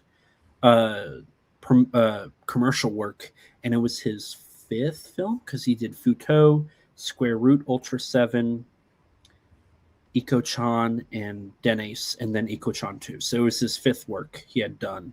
Yes. Or Esper Razor, so I guess it's 6. Sorry. 6. Okay. So that's really cool. Most of the information was already released about this. I do have a synopsis if you want me to read it, or Danny, if you want to read it, I'll let you if you'd like. No, go for it. You got this. So we have Hiroyuki Asatani, a single father who runs a used record store in Asukasa. His son, Kenta, is in the 4th grade and believes that monsters really exist.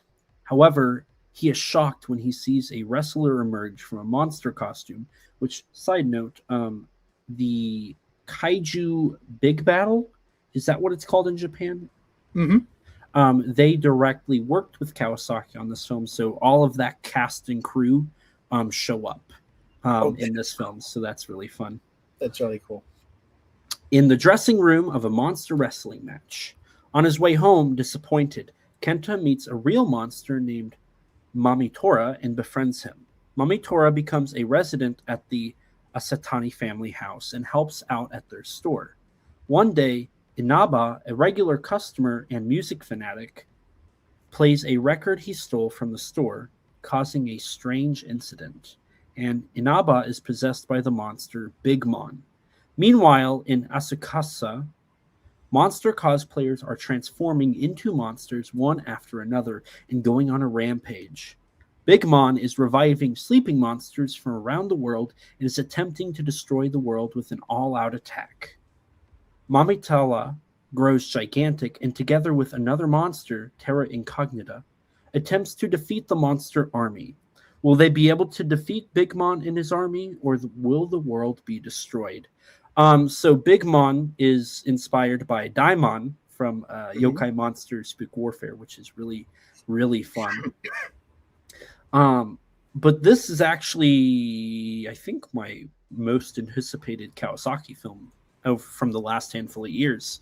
It sounds really cool. This sounds ambitious. This sounds like if you're into what this gentleman does, and everybody should be giving him a shot. He has really, ever since, I'm going on 20 years now, ever since Monster X Strikes Back, very much downscaled what he's done. His work has gone from being kind of at the more modest but still blockbuster. I'm working with I almost said Shinjuku. I'm working with Shochiku levels of prominence and budget to stuff that's crowdfunded and very much driven by himself. All lovely films, but very modest in their scale. And I have a feeling this is not going to be.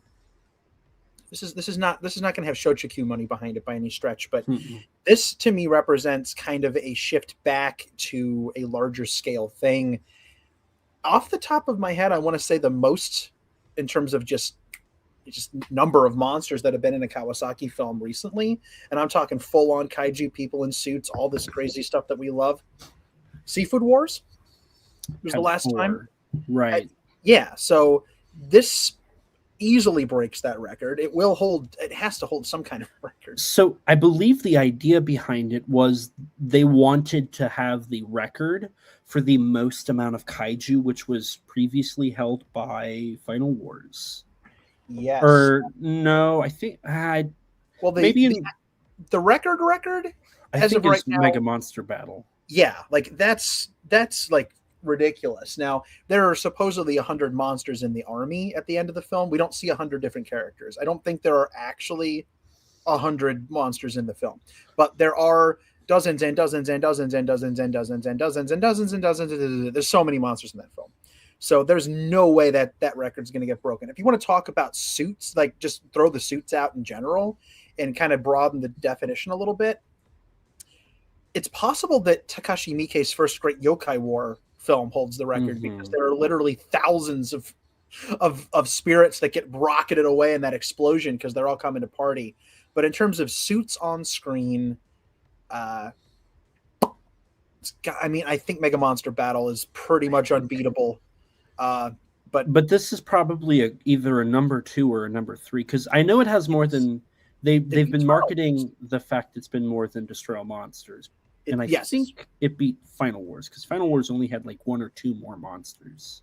Yeah, Destroy All Monsters tops out at 11. Final Wars, if you separate Monster X and Kaiser Ghidorah into 2 different characters, as the back of the DVD did with icons, then it's 15 creatures. So this one wins. It beats out. It'll have more monsters than any Godzilla film by the time it's done. Which is it probably is a number 2, then I would assume. Probably only behind Mega Monster, or maybe another Ultraman movie, now that I think about it.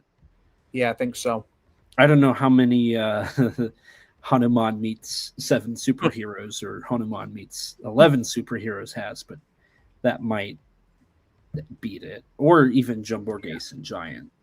I actually don't recall, but they have a lot of monsters in those films, but it's not 22. It's not this many. Which Kawasaki, man, what a blessing he is. What a gift to the world this man is. Seriously. Look at this. Look at this poster. Look at these pictures. If this doesn't fill you with joy, I don't know what would. This next year has a lot of promise when it comes to the world of kaiju entertainment. Even, we've talked about Gladio, we've talked about Kaiju Heaven, we've even tackled some of the other international productions. But one that is getting a sequel that, as of the time of our previous recording, had not had much news about it, is Onsen Shark 2, or Hot Spring Shark Attack 2, Great Kyushu Showdown, I believe is the official English title. Yes. The first one, before I watched it, I was hesitant to count it as a kaiju movie. Danny, have you been able to watch the first film yet? Sadly not. Need to. So, I won't dive into spoilers because I think it's definitely a film that's worth not spoiling. But I will say that after watching it, I had made the deduction that it technically counts as a kaiju film. So obviously this film, we had a teaser trailer, a handful of stills from the trailer, and some of the information come out about the film. There is very clearly a giant shark that is going through Kyushu with tokusatsu effects. So that's very promising. It's apparently double the budget from the first one, which is also promising in of itself. Yes. Mark Polonia, who, if you are aware who he is, he's done films like Virus Shark, Shark Encounters of the Third Kind, and a plethora of other background films. He's very popular in Japan. He has done promotional stuff for this film. Jean Miglore, I don't know how you say his last name, and I've worked with him, so the fact I can't pronounce his last name hurts me. He's the director of Ouija Shark 2 and 3. I worked with him on Zillafoot and Ouija Shark 3. I guess I can say that at this point. The film's been released in Japan. We're just waiting on the US release, but I definitely worked on that film briefly. That's actually, so cool. This is the first time I've talked about that. And even Daniel Aguilar, who was in Monster X Strikes Back, Shin Godzilla. Oh, God, he's been in a couple of these projects. A couple of things, yeah. He's in the film. He did a promotional image. So this Kickstarter is for additional... So it's weird.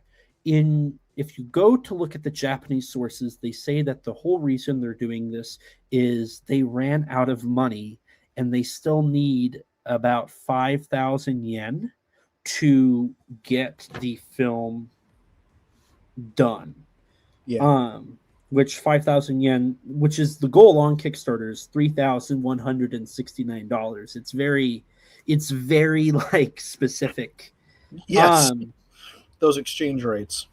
So it's weird because the Japanese side, it's for refining and finishing the visual effects. That's what they're telling their Japanese audiences. But when you dive into this Kickstarter, it says that the money is going to be used for English subtitling, first and foremost, and then they're going to use it towards additional VFX. And then if they make enough money based off of this goal, they're going to be producing an English dub, which is crazy. That's not something I had in my bingo card for indie kaiju films. No. I mean, when's the last time one of these things was dubbed? Are we talking indie kaiju? Indie kaiju specifically. I mean, we've had dubs since. Kaiju Mono, I think. I can't think of anything more recent than that. I think that's it, right? So that's been a minute. That's pretty cool. So the film had its poster released, which is, I think, kind of a play on the first poster, the first like teaser poster. They also, something they did for the Kickstarter for the previous film, which they're doing again here. And honestly, this is a brilliant marketing strategy. So for the first film, for every 1,000 yen every person who donated at least 1,000 yen, they would add a shark into a specific sequence in the film. And they're doing that again. So for 1,000 yen, which when you do the conversion, it's $6.34. If you donate $10 to this, you will add a singular shark to a sequence in this film, which the last time I want to say was like 400 sharks they added to this one scene, which they did use that scene in the marketing. It's a really ridiculous sequence and shot, but I think that's a brilliant way to market the film, honestly, at least in terms of the Kickstarter. Absolutely. I mean, it helps people to, to kind of feel like they're a part of the process. And, anybody can look at it and be like, that might be my shark floating around in the background of this thing. And that's exciting. That's really, really cool. That's an epitaph for me. It's like, yeah, I put an extra shark in that film. And it's very, very affordable too. Mm-hmm. As a quick rundown, just so if you're interested in backing it, the rewards include a thank you message, shikishi paper, which is like this little piece of cardboard paper that they'll have a little drawing on with a signature. I think it's actually a handprint. They're going to have the people put their handprints on them. A T-shirt prop replica. A Nagata, the producer, has a T-shirt where he has like a world tour, which has all the like showings on the back. There's also a variant that's the Hot Spring Shark Attack poster of that. They are going to be offering a signed script by the director and producer. And then they have small, medium, and large credits along with a making of video. And then they're offering an Atami tour where you can go to Atami and get toured by the director and producer. You have to pay for your own trip, but they'll take you around Atami if you donate like $1,000. I would love to do that. I wish I had the funds for that.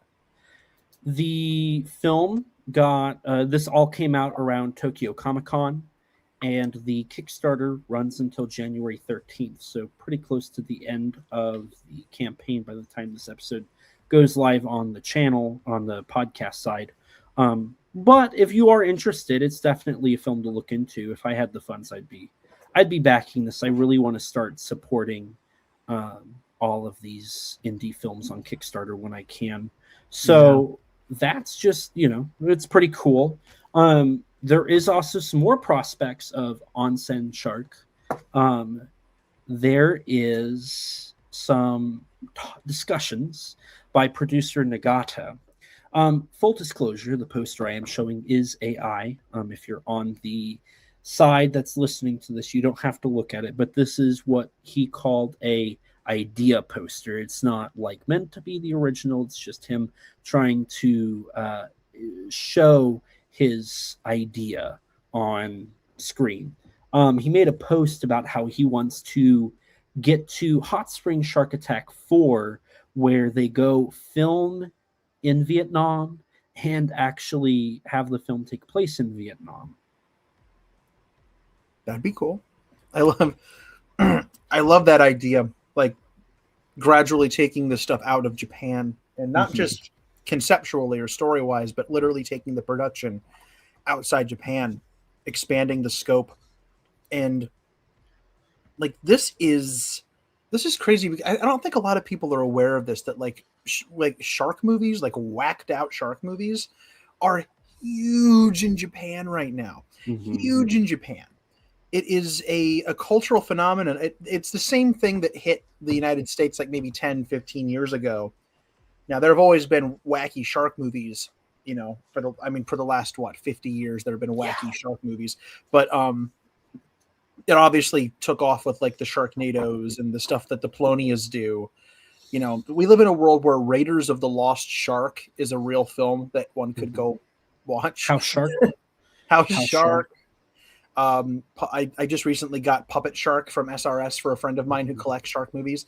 So it's all over the place, and it's still kind of going on over here. But in Japan, the wave of like shark mania really hit them a handful of years ago, and it's just expanding and becoming huge. And because it's Japan, they have put their own unique cultural and pop cultural spin on what it means to be a wacky shark movie. And because they have a long tradition of monster cinema in general, it has its own unique flavor, and the special effects have their own unique flavor, and the plots have their own unique flavor. And oh my goodness, there have been some wacky ones. And it's a weird subgenre. It's like a weird sub genre. And I love that it's still happening. And I love that there's kind of some American interest in it too. The fact that people who've made wacky shark movies in America are going to Japan to find some success and help them make their shark films too. It's so cool. And again, this is such a fun kind of backyard silly thing that always makes me smile. The AI poster, not so much, but I get that it's a concept. But yeah. As a quick aside, Patrick said, "Gotta run, but fun stream, guys. Love what both of you guys do. Congratulations on your book, Danny. Looking forward to it." Thanks for tuning in, Patrick. Thank you, sir. Thank you, much sir. Appreciated. So, there's a couple things on what you just said, Danny. I'm just plugging myself a lot right now, and I apologize because I sound very egotistic. I got to write an essay on the Japanese shark influx.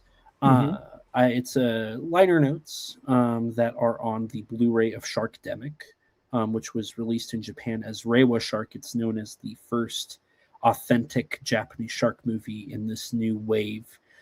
And it is very interesting because in Japan you have like Jaws in Japan, which was released stateside as Psycho Shark.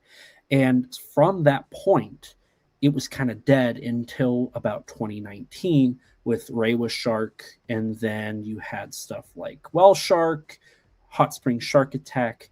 And, you know, there has been such a huge boom in shark movies. The director of Crying Free Sex has a series of short films called Kintaro, JK, and Sexual Harassment Shark. There's about 10 of these movies. They're like 10 minutes long. Some of them, like the shark grows big. It's really crazy. I've had the opportunity to watch about 5 or 6 of them. Really insane, really crazy, really wild. But regardless, it is absolutely something to definitely look towards. Obviously, like Sharkdemic's available here in the States. Psycho Shark is. Hot Spring Shark Attack, the first one just got released here stateside not too long ago. Well Shark's available. And there's still a handful of other shark movies that have come out. And there's like one short film. I had it once and then I lost it. But it was actually a film it was a short film, but it was Kaiju. It was a Kaiju movie with a Kaiju shark and like a mecha. Films like Hot Spring Shark Attack and Last Shark, which is the trilogy of films that started with Well Shark and then Love Shark. Last Shark actually features a whole sequence with a Kaiju shark and a Kaiju crocodile.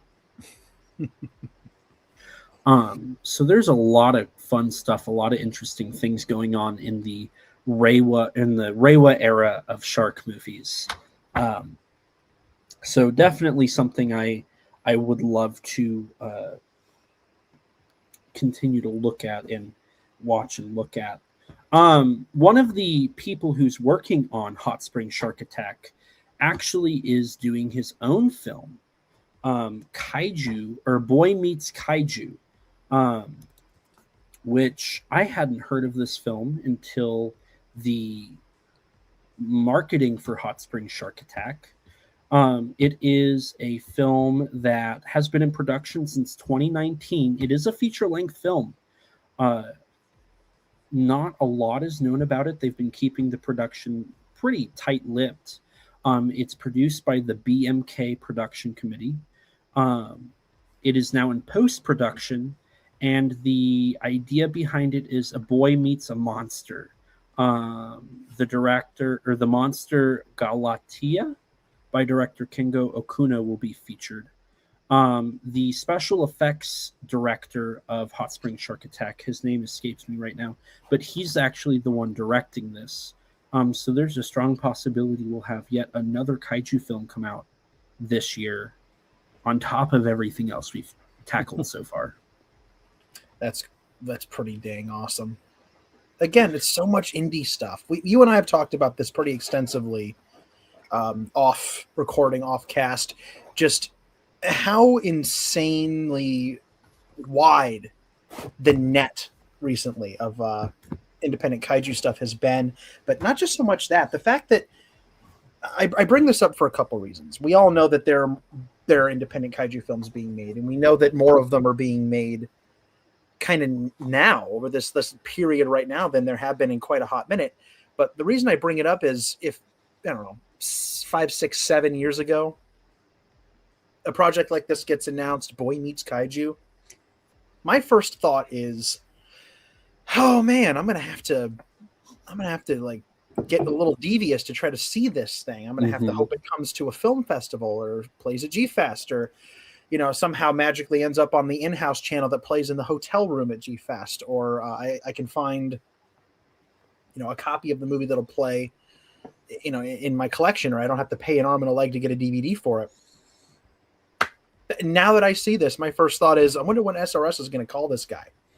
right?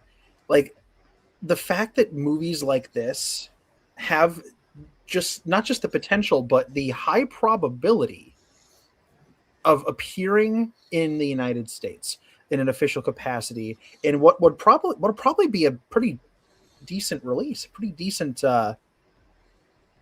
decent addition, whether it pops up streaming somewhere or, of course, better than that, you get a disc of it. You get somebody like Vinegar Syndrome who they were swooping in and they grabbed Hot Spring Shark Attack, and obviously you have SRS Cinema. All of these people are not just bringing this stuff to us, they are making it known to the Japanese indie film community that there's an audience for this stuff outside of their own country. I want to see this, and now it's possible to see it. Mm-hmm. I think that's so cool. Yeah, and I think that's what it comes down to, is just the prospect of, like, you're absolutely right. The idea essentially with working with SRS is pretty much, if I can get it, let's do it. Uh-huh. If it's a kaiju movie, especially, like that's something like I look into. This is a title that there's a teaser out there. There's a teaser that's been out there since 2019, but nobody has watched it and knows about it stateside, which I probably need to share that so it'll get a little bit of traction. You should. But it looks great. The visual effects look astounding. It definitely, considering that's what we had from 4 years ago and it's been in post-production, I'm assuming it's going to look really good. Probably one of the better produced kaiju films that is an indie film. The fact that this stuff is coming, I was just having a conversation with somebody today about how the independent kaiju films, which if I believe, looking here at our list of things to talk about, this is the end of the indie side of things, which has been a huge chunk of this conversation. There's a reason for that. The leading kaiju content machine is these indie films. Ultraman Omega seemingly isn't going to get a movie, so that's one less title from Subaraya this year. Yeah, you have Super Sentai, which has concluded. There isn't going to be a Sentai show, and what Toei is producing is they have their Red Shadow Reiwa series, which has a kaiju in it, but there's not going to be a movie, especially because it's not done very well in Japan. You have number one Sentai Gozuger, which has been in development struggles since a recent controversy. And, Kamen Rider Zets is going to have a kaiju scene or two. There was a not a leaked magazine, but a magazine published, like, Kamen Rider Zets was huge.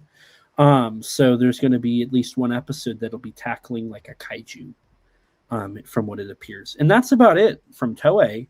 Obviously, like, -0 will be coming end of next year, but that's really it in the world of, like, big budget giant productions. Everything else is independent, which is why it's important to support these releases and support these guys who are doing it, because next year we're slated to have about 9 kaiju movies, and the only reason we're getting those is the indie films. That's it.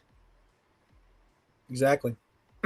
This is a huge wave of something, and it's been really fascinating to follow it. And that's something that I'm really looking forward to. And this isn't even it. Another recent announcement was the Kaiju number 8 anime is getting its final season, season 3. Alongside a short anime, which I have the number 8 manga. I have most of the manga, but I haven't read them. I know Rex has watched the compilation movie, because there's 2 seasons and a compilation movie as well, and he said the comp movie was boring, but regardless, it's more kaiju. A trailer was released for it. There is a kaiju in it. So it is more kaiju content. It'll probably come end of next year, early 2027. I would like to watch the anime. I know the first season got released on Blu-ray very recently Yes. in the United States, which I'll probably pick that up. Especially with like the shonen style Godzilla anime coming. I definitely want to actually look into what this is to kind of get an idea for what that'll be. I don't know, Danny. I've never heard you talk about Kaiju number 8. Do you have any like thoughts or feelings towards it? I'm actually a complete Kaiju number 8 neophyte, believe it or not. I I know a little about it. I don't know that much. I have the first of the manga. I have not finished reading it. I think I read part of it, and for I guess just life reasons, it was one of 1,000 things I started reading and didn't finish. And I would very much like to read more of it. I'd like to read as much of it as there is that leads up to the end of season 1 so that I can read it and then watch the first season and have a chance to compare. I fully intend to invest in season 1 on Blu-ray, add that to my collection, and I will watch it. I have no earthly reason not to watch it. I'm actually, it's driving me crazy because this manga is everywhere. I found it in my Walmarts. I found it in my Target. I found it in like a Rite Aid.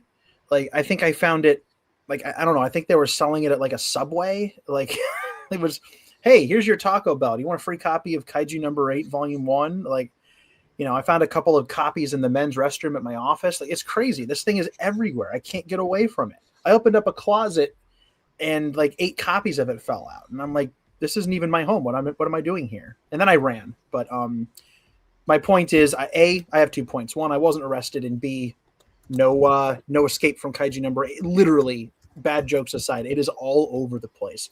And it's not just issue 1 either, or book number 1.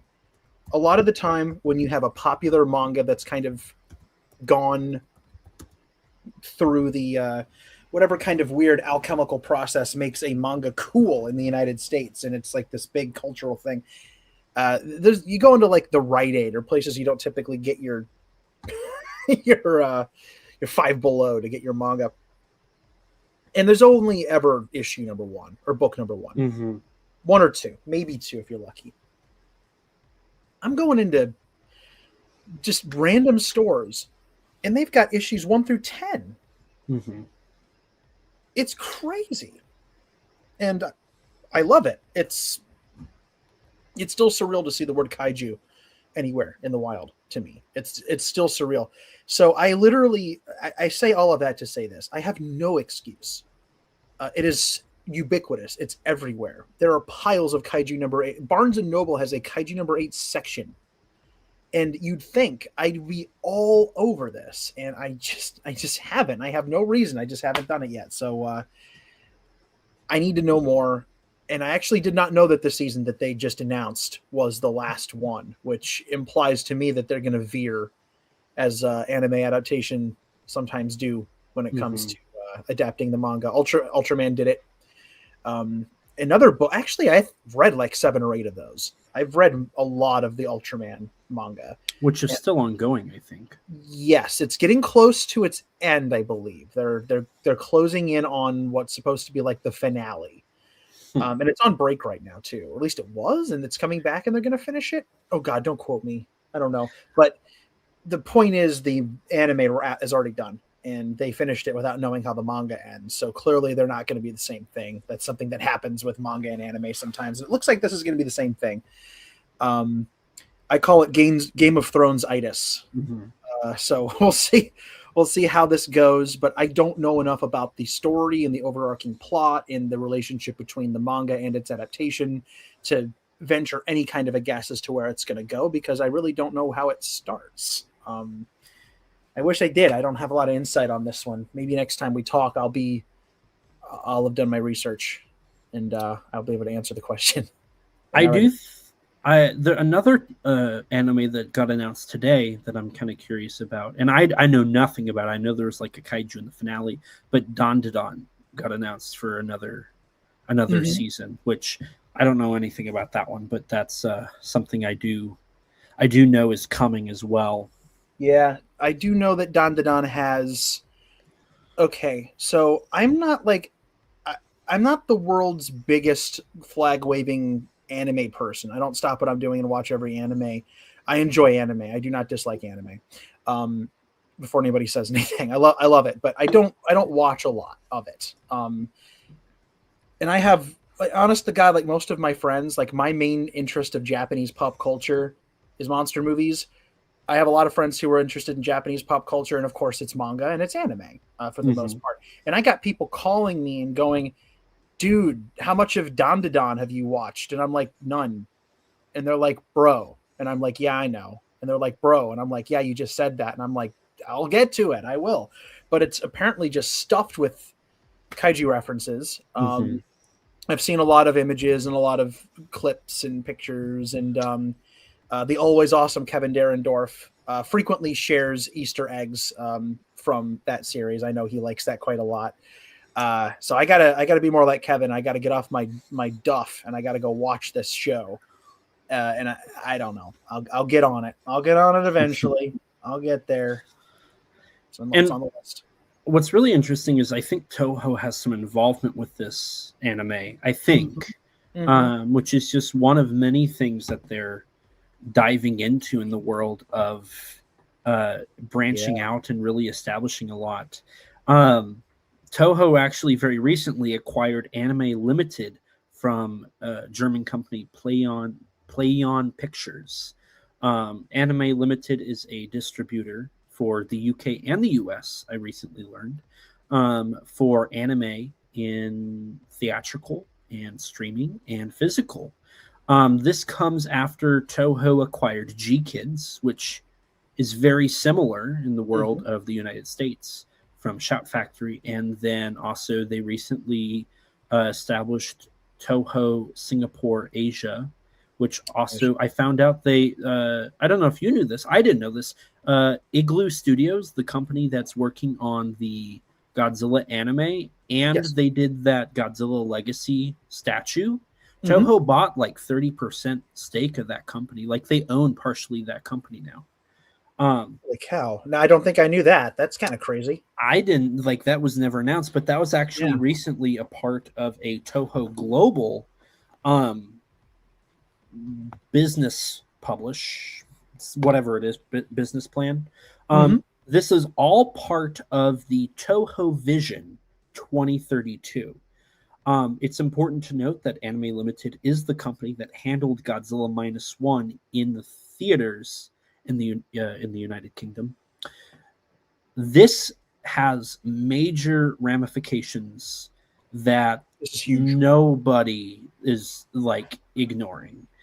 Toho invests in a US studio. Toho invests in a UK studio. Toho has established a studio in Singapore, which has greater strength in the rest of Asia. So Taiwan, Thailand, Hong Kong, China, all of that. This is all gearing up for a very obvious flagship film.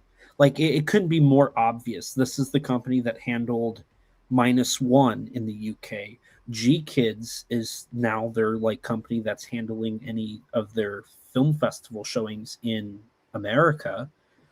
They're gearing up for a worldwide full release of Godzilla -0. Yeah. This is massive. Couple of things I'll add to that. You covered it beautifully there, but just if you're a UK fan, like a UK kaiju fan, one thing that I really wasn't that aware of for the longest time until I started doing the Godzilla novelization project, and I realized that I had readers. Pardon me. I had readers in the UK.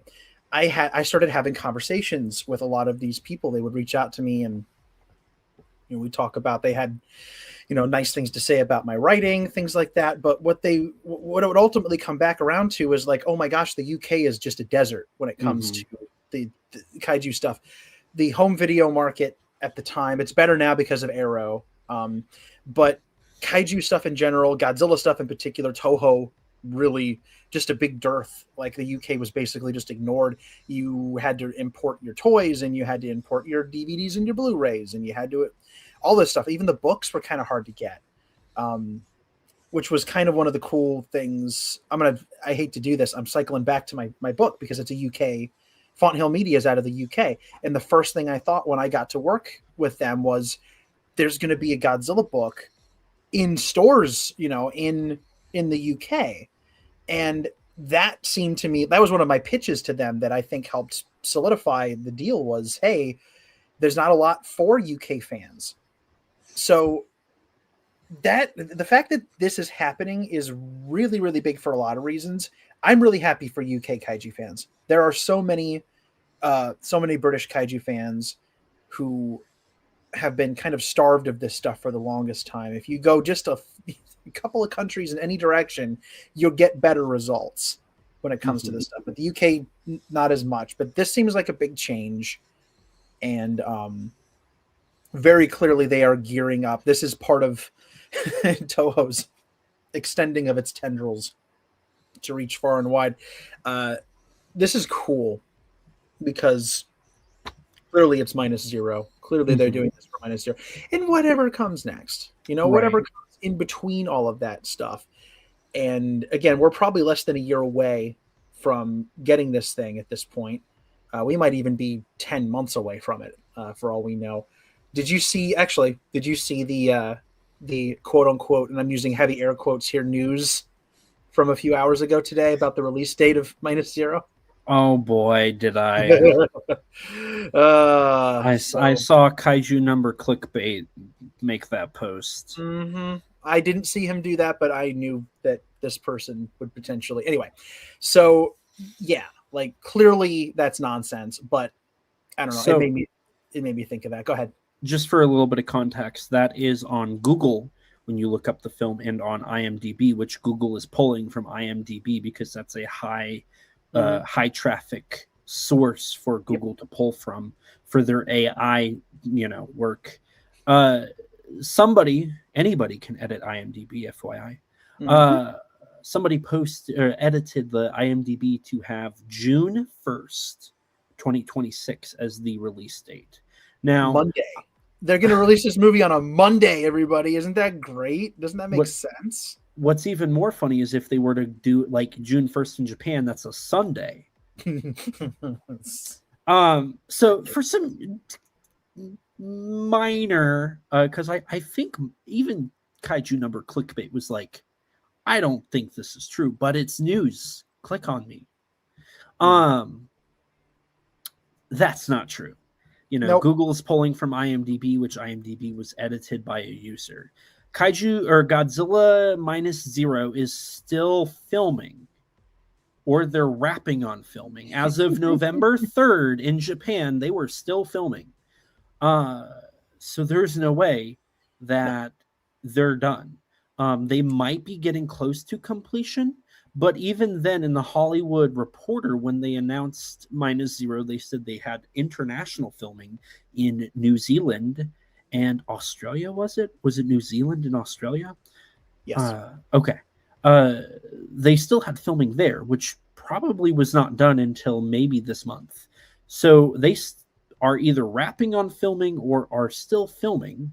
They have the editing of all of that filming and the polishing of all the CGI and the sound design and the promotional material and the promotional campaign, which will be at least 6 months. Yeah, first of all, the June, I'm going to preface this by saying that the June 1st date is complete nonsense. Could we be seeing a trailer around that time or teaser? Possibly. I think we'll get it. I think we'll get it at SDCC. I think they'll do that. Oh my God. Could you imagine Toho shows up and they've got their own, They had their own booth like for the last 2 or 3 years. They have. Like what if they have a Hall H panel? That's what I mean. Like right. it's Toho. They've been growing their SDCC. I derailed this completely. They've been growing their SDCC presence for the last couple of years, but they've never done a Hall H because they haven't ever really had a reason to do a Hall H themselves. Legendary's done Hall H. They haven't for a while. Hall H does not have the prestige that it used to. For anybody who might not know what I'm talking about, because that's how long it's been since this was relevant. The gigantic presentation hall. This is back at when San Diego Comic-Con used to be the place to go for movie studios announcing their slate of upcoming motion pictures. They would show off teasers that would only be shown there to the audience. People would wait outside to get into this giant auditorium for days. People camping out for days so they could see Warner Brothers and Disney and Universal, all the big studios do their big announcements for the next couple of years. That's where Godzilla 2014's first mood piece, quote unquote teaser, not really, was shown off. The Skull Island teaser, the still lost King of the Monsters footage was shown off with the JFK speech. That spot is Hall H. It's the biggest place that the San Diego Convention Center can show off. I've actually just this year I've never been to SDCC, but I did see the San Diego Convention Center this year for the first time. I didn't go in, but I was outside of it, and it is flippin' huge. And I could only imagine how. I've only ever seen pictures and video of Hall H, but it's giant. But that used to be where this kind of thing was. And every year, another big studio dips out of Hall H. Nobody particularly cares anymore. But if Toho were to step in and have some kind of presentation, and this is like, that would be a big global stage to show this thing off. So you know what, Raja? I think you're right. I think that would be cool. Because, I mean, it would be what, the first week of July? It's either the first or second week of July. It's always within a week or two of G-Fest. Yeah, it's usually pretty close. I'm expecting a December release date because that's for summer break in Japan, if I remember right. That's the time when most students are, not in school. That's, historically speaking, when the most successful Godzilla films come out. Godzilla just does very well in December. Yes. The timetable of this film is very similar to -1, except it's like a couple months behind. Yeah. I would say like a month or two behind in terms of production. So if they're behind schedule, obviously with -1, they were already done pretty far advanced, because like they had the subtitles ready really quick. That takes usually 2 months. Actually, it does. I recently learned through a friend of mine, it takes about 2 months for English subtitles to be created for films from Japan, because they have to use the script, translate the script, transcribe the film, translate the film, time it, proofread it, get it confirmed, and then finish it. That's like a really condensed version of how that process works. But it takes about 2 months. So the fact that -1 was ready for December, they had to send those files probably about 2-3 weeks in advance. So pretty close to the November release. So they had to have that film done probably around September of 2023. So the odds of them doing something in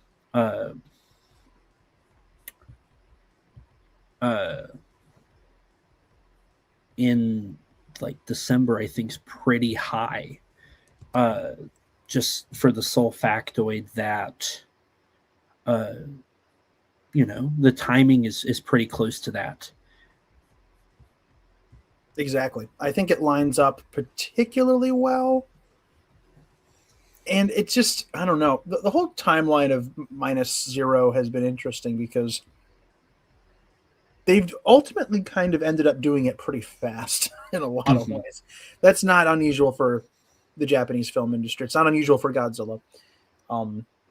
This is a little off topic. It does give me pause because I think one of the secret weapons for -1 was that they had an extended amount of quarantine time to tinker with this thing in the writing room. Not the writing room, but Yamazaki had a chance to tinker and toy around. But there's definitely less time here. So I'm hoping they didn't rush him.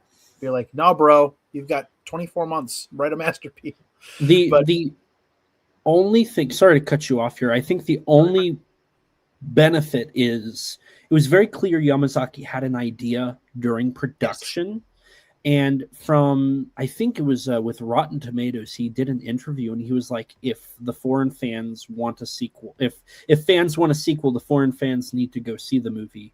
And he was like, I have an idea. So I think before they made the decision to do a -0, I think he was already kind of working on that idea. And another benefit Yamazaki has, and this is my go-to, is his Always trilogy. Always Sunset on 3rd Street was well received. It did very well. Always Sunset on 3rd Street 2, however, did even better in terms of box office, awards, and just general opinion. The second film, which happens to have Godzilla in it, FYI, got considerably better reviews. And so I suspect that Yamazaki might actually have a good idea on how to handle sequels. Hopefully. I have no doubt. There's that little part of my brain that says the corporate machine wanted something very quickly, and based on the sudden kind of unexpected global success of the first film, and they might have been like, come on, man, but I really do. I listen, nobody who bets against Yamazaki has yet won that bet. The man seems to be incapable of delivering like badness. Like, I just don't think, some of his films are stronger than others, but I don't think he does bad films. I just don't think it happens. And this is too big of a deal. He cares about it too much. This is what his career has been leading to in so many ways. So, yeah, I think it's fine. And I think it's all good. And hey, you know what? UK fans are going to get to see it pretty quick, as it turns out. There's going to be a little bit more of Toho and a little bit more of Godzilla in the UK, which is awesome. It's really weird to think that Toho now has establishments in Los Angeles, London, Singapore, and Tokyo. The fact that that's insane to think that Toho now has that far of a reach. Outside of that, the only other possible places they could have an establishment is like Sydney, like Hong Kong. Hong Kong seems likely. I bet they do a Hong Kong pretty soon. Like, those are the other two. Maybe like a New York if they want to do another one in America. But even then, both coasts. I don't even know if they would necessarily need that. It's just amazing to see Toho expanding this much. It is. The one thing I don't want them to do is get too cocky, kid, because if they end up opening 1,000 of these things and it's like, well, okay, we don't have enough people we're not making enough money to pay people to operate all these locations, and then they shrink back down again and it becomes a problem. Grow wisely, not quickly. I know Toho International, like, they originally, wasn't it like they opened it and then they used that branch to help finance Final Wars? They had always had a branch there since like the 50s, but then they really invested in it in like 2004. And then Toho International helped finance Final Wars, and then the film bombed. And then didn't they reduce, I want to say Chris Mowry said they reduced it to like 2 or 3 people, and that was the Toho International office. Yeah, for quite a while. Yeah, it was only a couple people basically just playing golf into their martini glasses, I think, for a while, kind of waiting around, playing arcade, making Godzilla deals arcade. with food companies to do hot sauce and hot sauce and ramen and coffee, hot cocoa, coffee and hot cocoa. I'm still going through my Godzilla hot cocoa. I'm about halfway through my stash. I don't know what it is about okay, this is completely off topic. Every time I go to my local antique mall, the one, I find somewhere wedged into a glass display case an unopened pack of Godzilla ramen. Like food. That's funny. It's just there next to the toys and the clothing, and it's just a pack of ramen, Godzilla-themed ramen. It's not the same one. It's different ones, and it's all over the place, and it cracks me up. It's like, who is walking in here with ramen? And then you're just putting it on display with like antiques, and it's like, okay, well, where do you keep your Godzilla ramen? Oh, right next to the taxidermy. What? Like, what do you mean? Take a left at the antique porcelain dolls, and it's right across from all the old hats. There might be some comics, That's and then funny. there's like a raccoon, there's a dead raccoon. There's their Godzilla raw. It's weird. So we make fun of the Godzilla food, but it gets around. So one of the things I really think is interesting and weird is, we've been talking about Minus Zero, we've been talking about how they're branching out, but Toho still isn't co-producing the Monsterverse films. That's something that I honestly like. I realized that the other day is Toho's not really involved in the Monsterverse films. They don't co-produce, they distribute in Japan, and they like approve the designs, and they're the licensors for the like any pre-existing Godzilla material. But that's it. That's all they do with those films, which is really, really weird. They're very hands off, and it's weird on one level, but also it kind of makes sense on another, because all they really got to do is sit back and let the paychecks roll in, right? Just let the cash, let the box office receipts just kind of tumble into their pocket. They just got to sign some paperwork and say, okay, here's Godzilla, here's King Ghidorah. Don't do this list of things to them. Make Daddy Toho proud, and then they just kind of sit back and let the chicks roll in, man. It's like, yeah, bring it on in. It's crazy. They're just kind of like living the high life with eating grapes, and people are fanning them with palm leaves. It's very opulent, and they don't have to honestly, they don't have to do a thing. So if you're Toho and you don't have to lift a finger or put that much capital into your film other than local distribution and Americanization, that's not a bad way to earn passive money.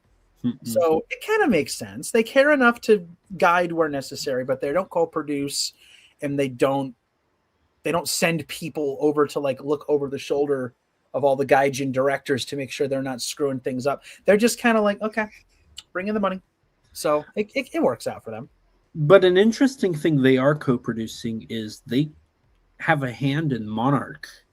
They have a couple of producers that I wonder if they had a hand in the casting for the Japanese cast. We do know that Monarch season 2 shot in Japan.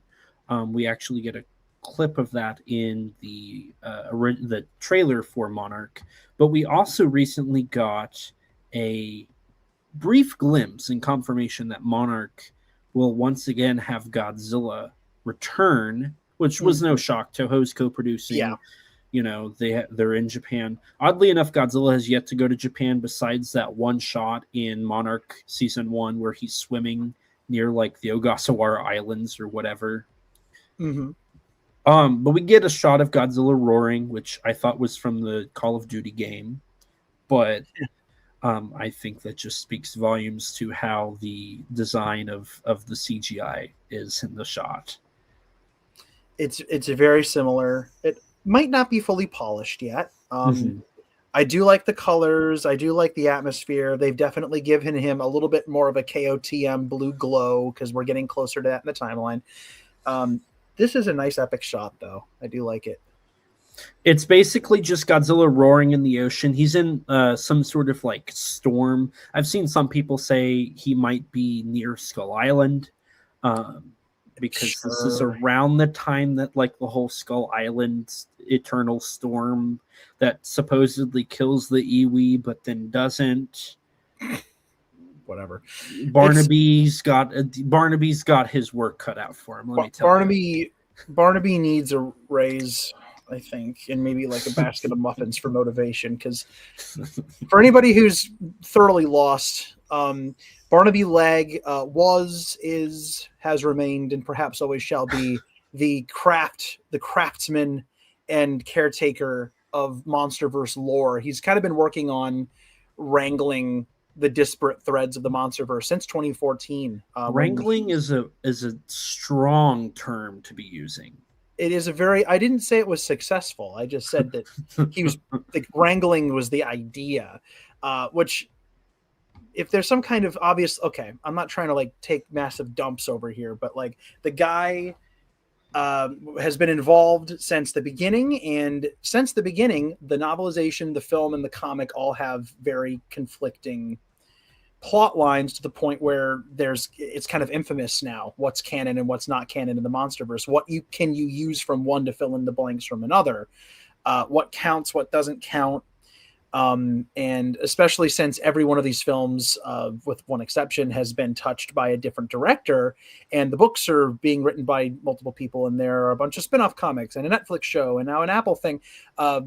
This is a thing Elijah and I have talked about before. Poor Barnaby has to juggle all of this and somehow make sense of it, if he's even still doing it. I believe he is. The idea that there's a MonsterVerse canon guy just doesn't make sense, because they didn't even keep canon between the movies. No, the movies are all conflicting. The movies conflict, and the tie-in material for each film. Back when there was only one MonsterVerse anything, before it was a MonsterVerse, it was literally just a Gosh Jira film, and its Gosh Jira book adaptation, and its Gosh Jira prequel graphic novel, and all three of those didn't even match up. So I don't think about it that hard. I get a good chuckle out of it. It doesn't make me upset. I've got better things to do and better things to be upset about than movies not linking together perfectly. But it is kind of hilarious to me. And if I were a couple of ticks in one direction in my brain, probably a little more frustrating than I think it is. But it just makes me laugh. It's kind of like Godzilla versus King Ghidorah. Like it doesn't make a lot of sense, but it makes, I don't know. I like thinking about it. I like trying to like mesh it together in my head and come up with, that's my one nerd thing that I love to do, is I love to come up with like mental, headcanon for writing shortcomings. Always a nice, fun exercise. Gets you to think. My favorite thing is going on to certain platforms and just telling people that things aren't canon, and then just watching the chaos ensue. Steam start erupting out of people's ears. Yeah, it'll be wonderful, and then you'll get told that in the Japanese fandom it doesn't matter if they're canon, and it's a ton of fun. It's so much fun. The internet is a lot of fun, and you get a bag of popcorn and call it good. Yeah, you just kind of lean back in your seat and just let the fandom passion wash over to you. It's all great. It's definitely not vitriolic and dumb. Did I say that out loud? I'm sorry. That's fine. That's fine. Anyway, this is a nice moody blue picture of shiny Gosh Jira. It's awesome to see. I mean, next year we have a lot of stuff coming. Monarch obviously is coming. -0 is coming. We'll be getting the first promotional stuff for Supernova probably. Actually, most definitely, because that film's set to release in March. It'll start its promotional campaign late 2026. There is a lot coming. Earlier we had talked about the Mothra pop-up store in the Godzilla vs. Mothra 4K and all of the stuff that's coming with Mothra. But we also recently got leaked from Aaron, the Japanese rating system, that there are 4K restorations planned to be shown of 2 more Godzilla films, 2 more additional films. We have Godzilla vs. Space Godzilla, which is the last of the Heisei era that was needing to be restored. Now set to be released sometime next year. And then we also have Godzilla 2000 Millennium, the last of the 90s Godzilla films, coming to theaters next year.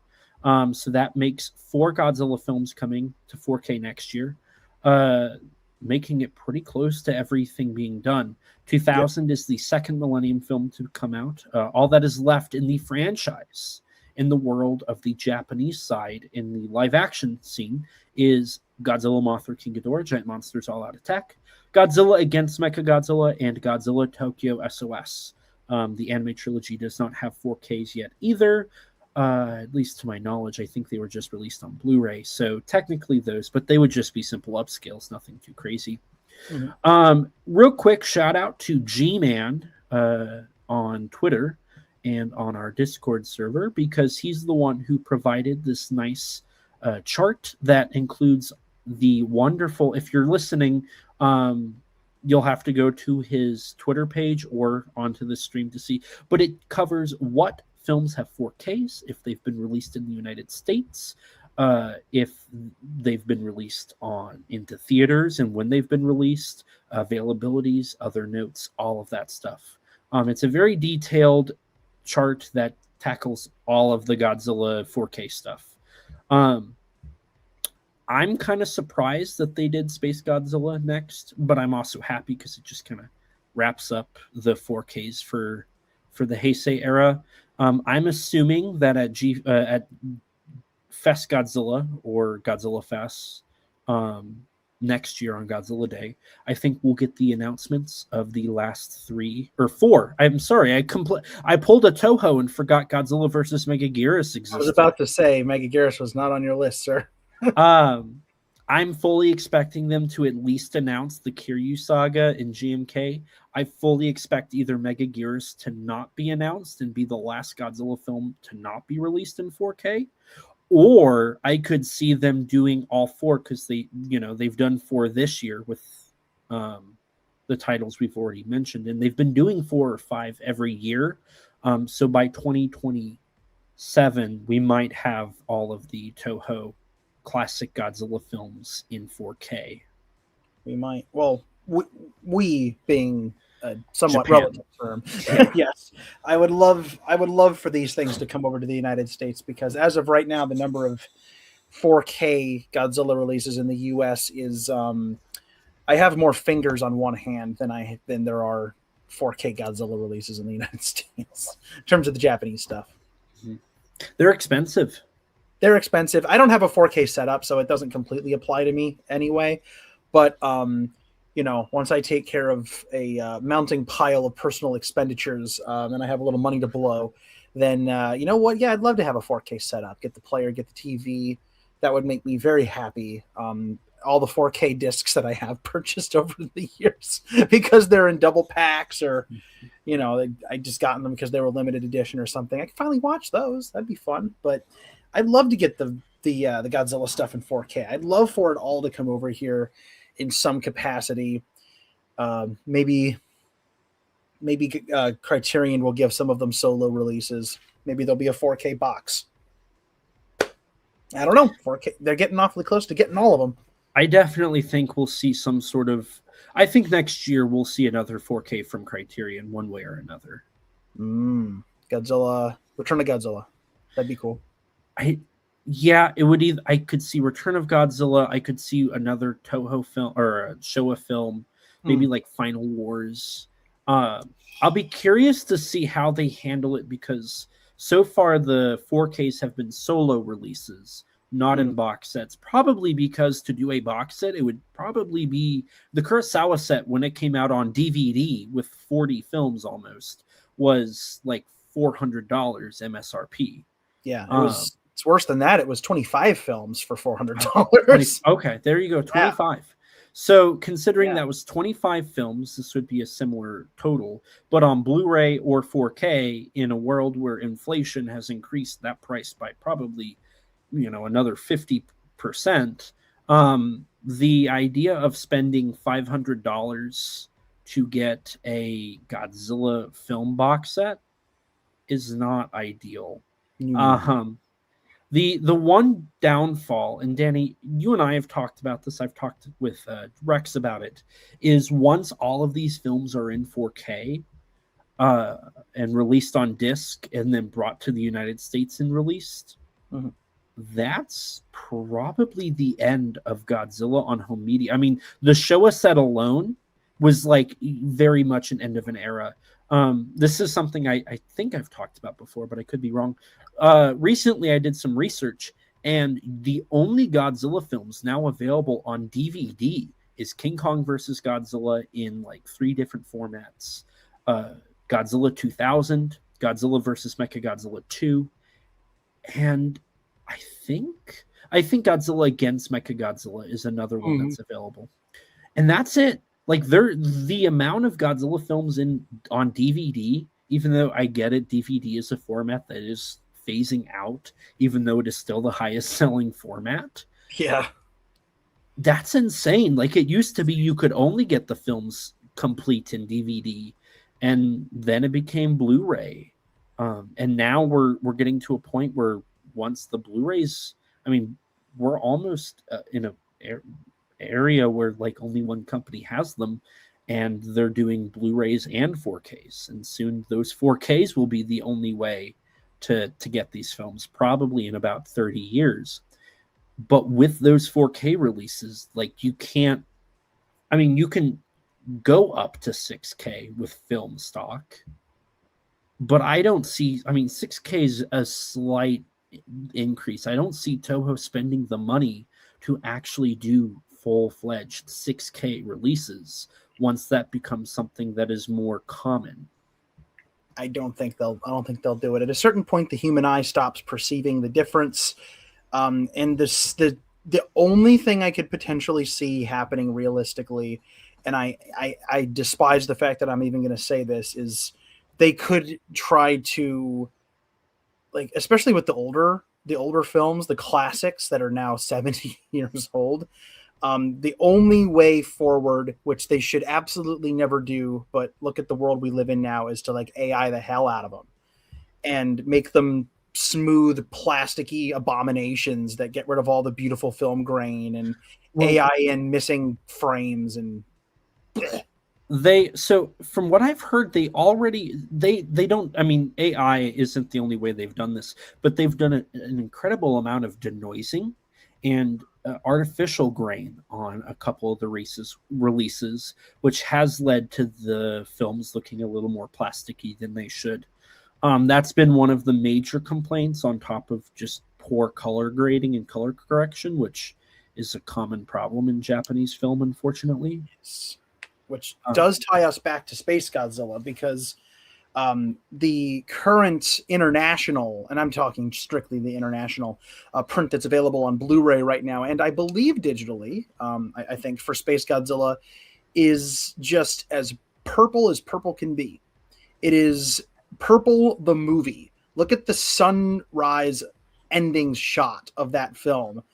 It's purple, and when you're actually watching it, it doesn't really, at least for me, like you're in the movie, you're kind of enjoying it, you see the lights, and it's like, okay, you don't really think about it. You look at the original color grading on the thing, it's two completely different films. So this could benefit from having the color grading put back to the way it was. Because that purple filter was just bizarre. It's not how my tape looked when I was a kid. It's not how the DVD looked. So something got lost in translation there. But to your point, like the older films and there is a point where, and this is something we've talked about before off cast, but there is absolutely a point where you can restore something into destruction by accident. I was recently listening to an interview that was done with some of the folks who worked on the Kino Lorber 4K restoration of Cabinet of Dr. Caligari, a formative, foundational, masterful piece of horror expressionism from the 1920s from Germany. And they got to the point where they were restoring the images to so much, or they at least ran the risk of restoring them so much, that you could see the nails pounded into the walls of the set, because all of the set, everything in Caligari is artificial. All the sets are plywood painted with these, grisly shadows and long expressionistic, just all the receding depth in this thing. Just amazing. They painted the shadows onto everything in that film, and it was all put together on sound stages, artificial, hauntingly so. If you're getting to a point where you can see the nails pounded into the walls of the set, you've restored the film too much. If you can get to a point, this is a 10 or 15-year-old thing, but and again, I'm a broken record here, but for anybody else out there, when they restored Scarface to the point where you could see the line of prosthetic on the actual scar, you could tell that it was makeup. You've restored it too much. You've taken the grain away. You've changed the lighting. You've changed the color. You've made the film actively worse for the sake of making it like photo real crystal clear. Mm-hmm. Stop that. Don't do that. Don't do that. Don't do that. That's a bad idea. Don't do it. So at this point, I can't see the films being realistically funded for more in-depth restorations. Right. To the point of accidentally like ruining them. I don't know, maybe wait another 15 years for 3D to come back around. And it goes in a cycle of 30 years. So we're getting close. And they'll put 3D versions out. I would love to see King Kong versus Godzilla in 3D. That rock flying at the screen and the octopus jumping and like the tentacles in 3D. You know what? Do it. Let's do it. 4K, 6K, restored 3D. octopus tentacles. That's what A.G. Subright would have wanted. That was his dream, I think. So, I mean, regardless, it is exciting to see this. And definitely by the prospect of by 2030, we will probably have more Godzilla 4K in the US. Mhm. And we will absolutely have maybe not the anime, maybe the anime. Maybe. I could see them do like 10-year anniversary, like see the Godzilla anime in 4K, which will just be simple upscales.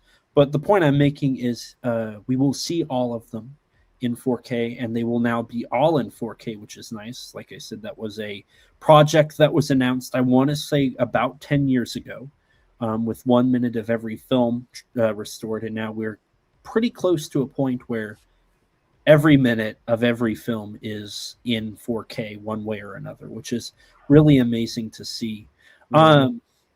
You brought up Space Godzilla and its blue hues, and I wanted to circle back to that. This is something I don't know how far we want to dive into it, but there is a firm spoiler warning now put into effect. This was something I was very cautious about because I don't know how many people are aware, and there's a reason it's the last thing on our docket tonight to really discuss. There is a leak for Godzilla Kong Supernova that has come out. This is not the first time that this leak has come out. Since the title announcement, there has been a discourse on what Supernova might entail. Some people have hypothesized original monsters. Some people have hypothesized licensed monsters to be the big bad of Godzilla Kong Supernova. The film is the third in the trilogy of Godzilla Kong movies. Obviously, we started with Mechagodzilla, a mechanical Godzilla counterpart. The second film had Scar King and Shimo, a ice Godzilla counterpart, and a red Kong counterpart. So surely the third film will not follow suit with doing a counterpart in any shape or form, but it'll be a space-oriented monster, perhaps another alien like King Ghidorah. Who knows? A couple months ago, one of the actors, Matthew Modine, did post a couple things on his story on Instagram, and this is where the spoilers will finally come in, as I've spent enough time talking about it, transitioning us into it, to establish that we're about to talk about a monster spoiler, both pun intended and unintended. Dip out if you want to. This is your last chance. Matthew Modine posted a fan-made poster of Godzilla vs. Space Godzilla and the final battle clip of Godzilla fighting Space Godzilla, which comes to Godzilla Kong Supernova. On the Writers Guild of America's website, there was a listing for a project called Zeus, which is the filming title of Godzilla Kong Supernova. On that listing, it features, of course, our three main writers. David Callahan is the main writer with his co-writer, which I predicted, and I forget his name. But once again, I'm going to call out the article I wrote on the film when it got announced. I said that David Callahan would have that specific writer attached, and I was right. And I predicted that like 4 months in advance because I did the research, and he is a common co-writer on Callahan's work, so I knew it. I'm going to give myself a little pat on the back for that one. Regardless, the listing also has to include any derivatives. Now, this is an issue that has occurred countless times in the Monsterverse. Obviously, like Godzilla was licensed through Toho, and we knew that ahead. When Legendary licensed Godzilla, Mothra, and King Ghidorah, they knew they couldn't keep that a secret. Like, that was something that the license would get out because they have to credit where credit is due. And so when they got the license, they just made a tweet. Godzilla, Mothra, and King Ghidorah are coming in 2019 or something like that. For Godzilla, or for Kong Skull Island, in the credits, they had to credit Godzilla, Mothra, Rodan, and King Ghidorah. So the post-credits scene that came after all of that was spoiled. Why they didn't put that before the, like, doing a mid-credits scene, I don't know. would have made better sense, because I definitely remember sitting there in the theaters, seeing that and being like, oh, they're going to show up. The end credit scene is them, without needing any like spoilers. I want to say there was a leak about Ready Player One's credit for Mechagodzilla. Oh no, it was the Godzilla theme was leaked. Yes. Because they had to credit Akira Ifukube and Toho. And that's when we knew Mechagodzilla was in the movie. And then because of Ready Player One having the Mechagodzilla license, it was obvious that Godzilla vs. Kong would have Mechagodzilla. The Mothra leak, I think, was the only time we didn't get that leak through a copyright credit. But the WGA website, going back around to this, credited Godzilla and Space Godzilla. Copyright Toho, all rights reserved. The writing, like misspelled Toho, all rights was missing a space, and the word Space Godzilla had a space between space and Godzilla, which historically speaking is not how you write the name, which is the leading reason why people don't think it's true. However, it is the official website with the official documentation. Everything on there is like lawyer based. It was probably just whoever made that page was wrong. And what really cemented it was after it got leaked, it got taken down. And now we all know for certain Godzilla Kong Supernova will feature Space Godzilla, another Godzilla derivative in this monsterverse. We're going 3 movies strong now.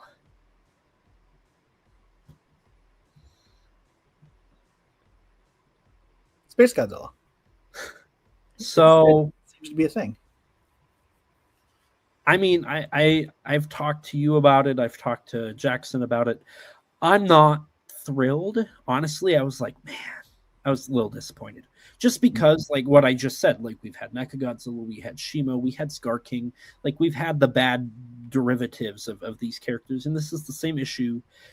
This is my thesis, is the Monsterverse is going the way of the Heisei era and not the Showa era, like everybody wants to say. Because the Heisei era had that issue where Biollante was a Godzilla clone. Then you had King Ghidorah. Then you had Mothra. Then you had Mechagodzilla, which was a robot clone. Then Space Godzilla. And it's like, okay, we've had enough Godzilla derivatives and like whatnot. I'm a little nervous. Also, I just don't think Space Godzilla is that unique or cool of a character. That's just my opinion. I unless they go with the whole Pipeworks trilogy approach, which I think is the most unique of the Space Godzilla adaptations, where Space Godzilla is like the big bad, like controlling the monsters, making crystals appear all over the world. It's going to be interesting to see how they approach Space Godzilla and how they give him like whatever his design is, because I think that'll be a big one. Is if it's just going to be the 2014. How are they going to explain it? You know what are clearly Biollante doesn't exist and Batra doesn't exist and Mothra didn't fly into space. Mothra went the opposite direction of going into space. Yes, I'll be curious to see how that pans out. I guess I could try to venture a guess. I think, gosh, I don't know. This is kind of wild to me for a couple of reasons. One, if indeed this is the direction that they go, it does have an air of Heisei-itis to it, which I am okay with. I think that's pretty fun. But it does have that feeling where if you talk to Tomiyama, he would have told you that there was no Ghost Godzilla or Resurrected Godzilla in Gojira 7, which ended up being Destroya, because they'd done 2 derivatives in a row. Now, if you look at the Heisei series, this is wild to me. There are only 2 creatures in the whole 7-film cycle that are not derived from Godzilla's existence in some way. I think that's kind of a unique perspective to do the series around. Like, Godzilla is kind of the cause of all of the chaos. If you took him out of the timeline, if you took him out, then none of these other misfortunes of Japan would befall the world, right? So aside from Mothra and Batra, they were around in ancient times, but Biollante, half Godzilla. King Ghidorah exists only because they moved the dinosaur off the island, and also mutated through the same methods. Mechagodzilla, self-explanatory. Baby Godzilla, self-explanatory. Even Rodan had a Godzilla in its nest, right? So that's his sibling. Space Godzilla, self-explanatory. Destroya, 50s Godzilla, self-explanatory. So all of the creatures, with the exception of these two ancient bugs, and a couple of, I guess you could say, future bioengineered Furbies, are absolutely derived from Godzilla's existence in some way, which is never directly stated in the films and may very well have been a mistake. But I think that it's interesting when you look at it in kind of the Heisei series epitomizes the inevitability of Godzilla as a concept to me. Mm-hmm. And I kind of like that. Now, to your point, they're not going to do that with this film, I don't think. If you look at, if you look at kind of what they've been doing over the years, Shimo popped up in like Call of Duty or something, right? Like years before the New Empire came out. So is it possible that they've been kind of seeding things? Now, I really don't want to give them too much credit. I really don't want to give them. We have one thing. Yeah, we have two potential Space Godzilla things. You tell your. So I'm aware, I think it shows up in the movie as well, but I know that it was prominently on display in New Empire, the art book. And that is the idea of a star-destroying Godzilla that came to Earth millions of years ago. It looked like Godzilla, but had spikes and had atomic breath. And that was it. The Godzilla, the beast who ate a star. Yes. The star-eating Godzilla, depicted as basically a big blue Godzilla with spikes and wings. To be basically, what would a primitive civilization do to depict something that flies? They'd give it wings and an image to show that it could fly. So if they've really been planting the seed of Space Godzilla, that kind of makes sense. The other, much more tenuous, but if you want to go there, it is a possibility, I suppose. There are a heckin' lot of crystals in Hollow Earth. And if Hollow Earth / the surface world was ever visited by a space derivative of Godzilla in the ancient past, enough so that the Iwi painted it, then maybe the Hollow Earth crystals are intergalactic in origin. And something happened in the ancient past that resulted in a space Godzilla being created. It cannot be maybe they'll, you know what? Mothra's been around forever. Maybe they'll do it. Maybe when an ancient Mothra has got some Godzilla schmutz on her head and she flew into space and the black hole and the white hole and the explosions of stars and the whatever, the whole thing, they'll do the whole thing, whatever. Like, they could do that. And they could just keep the origin intact, but make it ancient. And so he's coming. Oh Lord, he's coming. He's coming back to the planet. They keep every one of these movies. I will say this, every single one is like, now we're going deeper into the origins of the Titans, and all they do is show you a little bit of Hollow Earth. And then New Empire, the Titans' origins are explored, and it's the Scar King backstory. And then I think they did the same thing in this one, New Secrets of Titans revealed.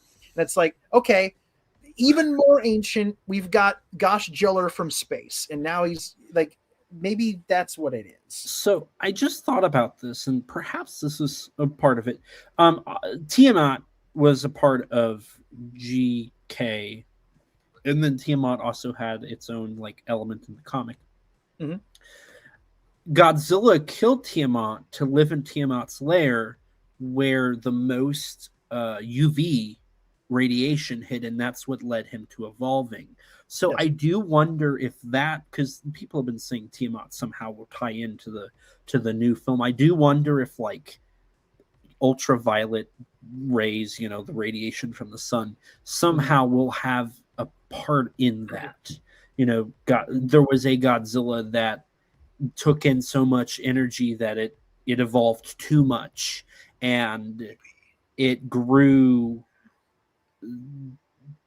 radiation, or maybe they do a Final Wars thing where this meteorite came from space and Godzilla tried to stop it, and then it got hit with all the galactic radiation and absorbed all of that instead of it destroying the Earth, and it I think Did I just spoil the movie somehow? I think you might have. No, that's no, that's actually an excellent theory, as far as it goes, because we've very well deeply established that not only are these creatures radiovores that consume radioactive energy, but we have seen it change them to some degree. We've seen Godzilla absorb so much, nuke juice that he becomes a giant glowing blue ball, and then he becomes a giant glowing red ball because he absorbs Mothra, for crying out loud.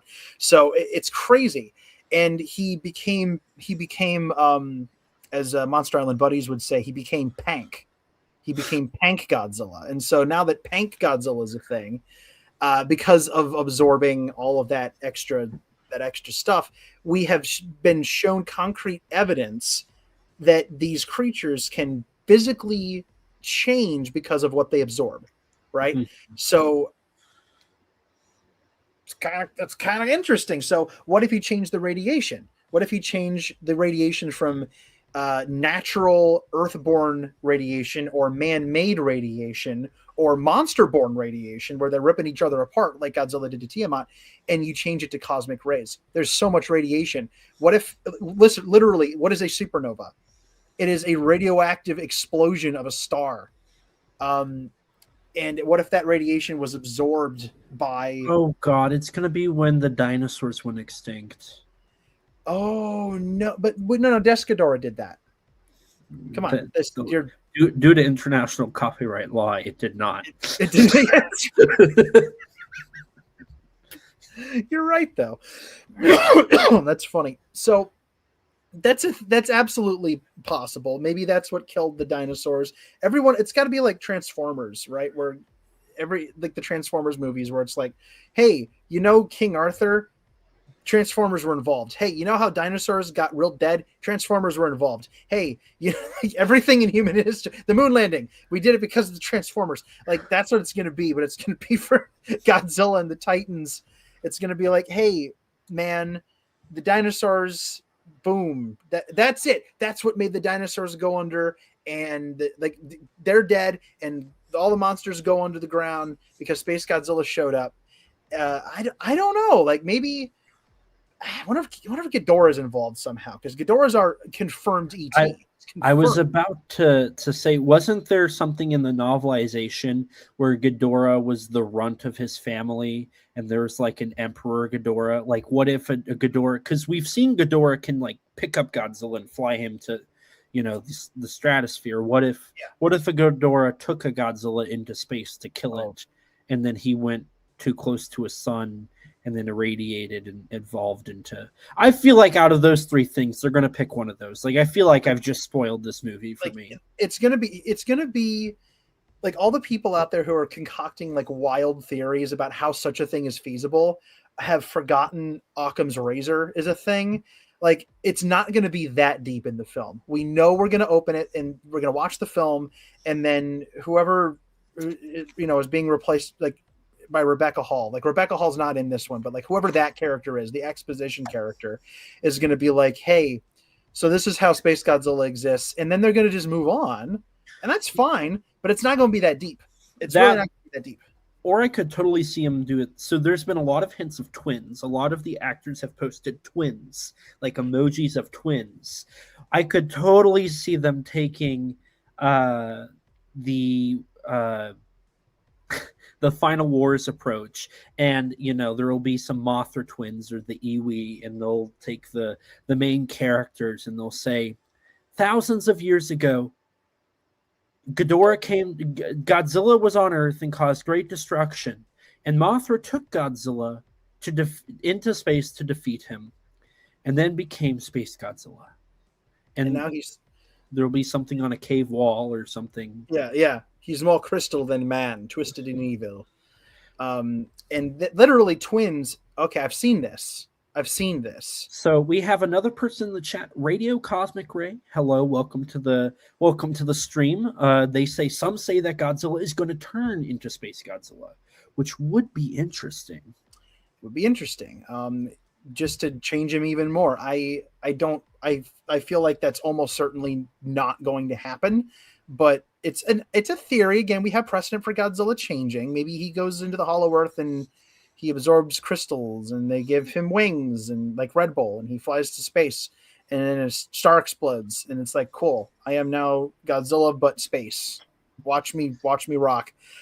I don't know, man. Like there are a couple different places they could go with this. I think the twin thing, if there is some kind of a hint there, they're basically saying Godzilla had a brother once and now he's evil. They're twin Godzillas. Like maybe not literally brothers, but there were two Godzillas, and one of them is Pink and one of them is space. Blue, yeah. So it is Pink versus space and versus monkey. And that's what's going to happen. I really don't know. I feel like it's not going to be that crazy, but I guess stupid. I don't know. I don't know. I say it's not going to be crazy. We all know the movie's going to be bug nuts.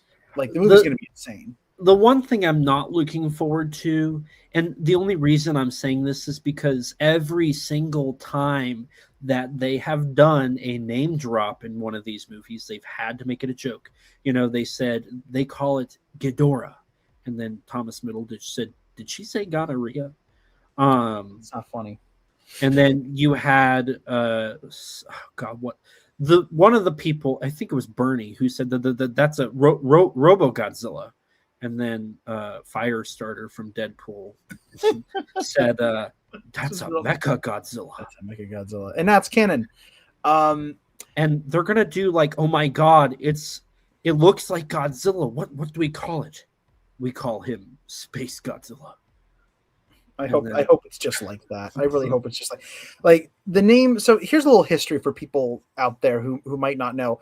The script for Godzilla versus Space Godzilla went through a couple of iterations, not nearly as many as Destroya did, dear God, no.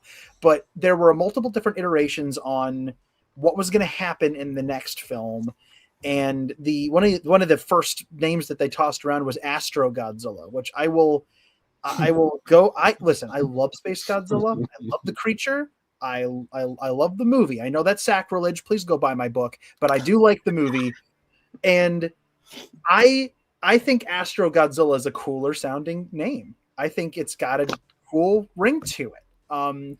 Astro Godzilla, Star Godzilla, something like that. Space Godzilla is cartoony. Star Godzilla's taken. Star Godzilla's taken, and thanks Hong Kong. But yeah, Astro Godzilla is a pretty darn cool name. I have no complaints. I would not change Space Godzilla's name for anything in the world. I love it. I would not change it. But I do like the name Astro Godzilla. But Super Godzilla, listen to me. Space Godzilla is very much, if you don't know this franchise, if you're not in on the kookiness of this franchise, the name Space Godzilla is kind of a strange one. It's a little silly sounding. It's a little kind of a hard sell. I saw people when this was announced who clearly have no idea what Godzilla is, apparently, saying, wait a minute, Space Godzilla is a real thing? Is this a joke? Like they didn't know. Because the name Space Godzilla is a little silly if you're not prepared for it. I saw a post, I think it was Dr. Mafone on X, and they were like, I can't wait to see people see that Godzilla fans take Godzilla series and realize that they take Space Godzilla serious. And I was like, you're not wrong. Like that's absolutely, unless you're a fan of those, honestly, unless you're a fan of the games or maybe that original movie and you say that Space Godzilla was one of Godzilla's strongest enemies, like you're not, I don't think you really take him as like a serious thing. Like what really sucks is there's a cooler design of the character that's not even the character that came out of a video game before the movie came out. Space Godzilla goes back further than some people think. And there was a kind of more interesting reuse of the design for Space Godzilla in a movie 3 years later. Yep.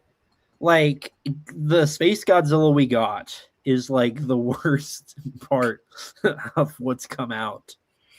Oh man, I like him. I got a soft spot for him. He's a big pointy galoot, and I love him so. But there is definitely kind of, again, if you don't speak the lingo, and even if you do, depending on your own taste as a fan, Space Godzilla is kind of weird. He's kind of silly. His names can kind of sound silly, and he's he's a big space boy with space crystals on him, and it's kind of strange. It's kind of kooky. So it's very, very weird. I don't know. Like the fact that they ended up going again, if this is a thing, and it seems like it is, this is kind of a swing. Like, because that's the other aspect of this is Space Godzilla, for as kind of, I don't know, much name recognition. I won't say popularity, but like name recognition as he has in the fandom. Bro's been in one film. Bro has been in one film. He will be. That's kind of crazy to me because most Godzilla characters who have like one film to their name never get brought back. They stay that way. They will show up in comics. They'll show up in, Singular Point, even if it's just in the credits. They'll show up in the anime prequel novelization, or they'll show up in IDW comics, or they'll show up in the games. There'll be an unlockable character in Godzilla Unleashed or something like that. But in terms of like films, really stop and think about that for a second. How many movies has Megalon been in? Mm-hmm. Uno. How many films has Biollante been in? Uno.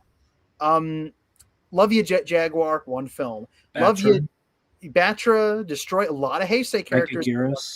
Megaguirus. That's freaking it. I mean, you kind of squint and turn your head sideways for Monster X because he's kind of a Ghidorah, but it's basically the same thing, right? I mean, that's just how it is. Titanosaurus, sorry, pal, love you. Even King Caesar and Hedorah have 2 films, but it's about it. I mean, it's crazy. Like those characters don't get second films. Mm-hmm. You know what? I see you, Giant Condor. I see you. I know your birthday's coming up. Love you, pal. Big fan. Your only other film appearance is stock footage. Yeah. I know it counts. I know it technically counts, but they only filmed you for one film. Gabra's another one. Who now? Gabra's another one. Gabra. Yeah. Gabra is so plot specific. That's the thing about. Okay, I'm going to go down a rabbit hole here because we're talking Space Godzilla, but a lot of the monsters that have only made one appearance and everybody's like, where are they? Bring them back. One of the reasons they have not come back is that they are completely plot specific. I feel like you could do a lot, though. If you want to change the plot and do something crazy, you can. But think about Biollante. Biolante's existence is inexorably tied to the plot of her film. Scientist, dead daughter, Godzilla cells, terrorism, bioengineering, roses. It's that monster could only have come from that story unless you change the origin, which comics have done and games have done, and it works, right? And so they could do that for another film. But she's so tied to the plot and the characters and the everything. Megalon, they've never had Zootopia come back in another film at least. And Titanosaurus, I mean, how many movies can you have with a crazy mad scientist and a cyborg daughter, right? Mm-hmm. It's very, very tied. Space Godzilla happens because of in-universe happens because either Mothra or Biollante got a little funky out in space with those cells. And Destroya, very plot specific. Megaguirus, very plot specific. You can take Ghidorah and Mothra and Rodan and transfer them into different scenarios. And obviously they have the rule of the box office behind them as well because they're popular. But a lot of those characters have plot-specific reasons why they are unique to those films. If you take them out of the context of those films, you have to reinvent a key aspect or key aspects, plural, of them. And Space Godzilla is one of those characters. That monster only happens because of a certain set of circumstances in a certain film. So this is interesting. This is one of the first times that a single appearance kaiju has not only been brought back at all, but he's going to be in a major Hollywood motion picture. Mm-hmm. That's in the 6th film in the franchise. Oh my gosh, he was in the 6th Heisei film. Okay, yeah, it's starting to. Okay, I win.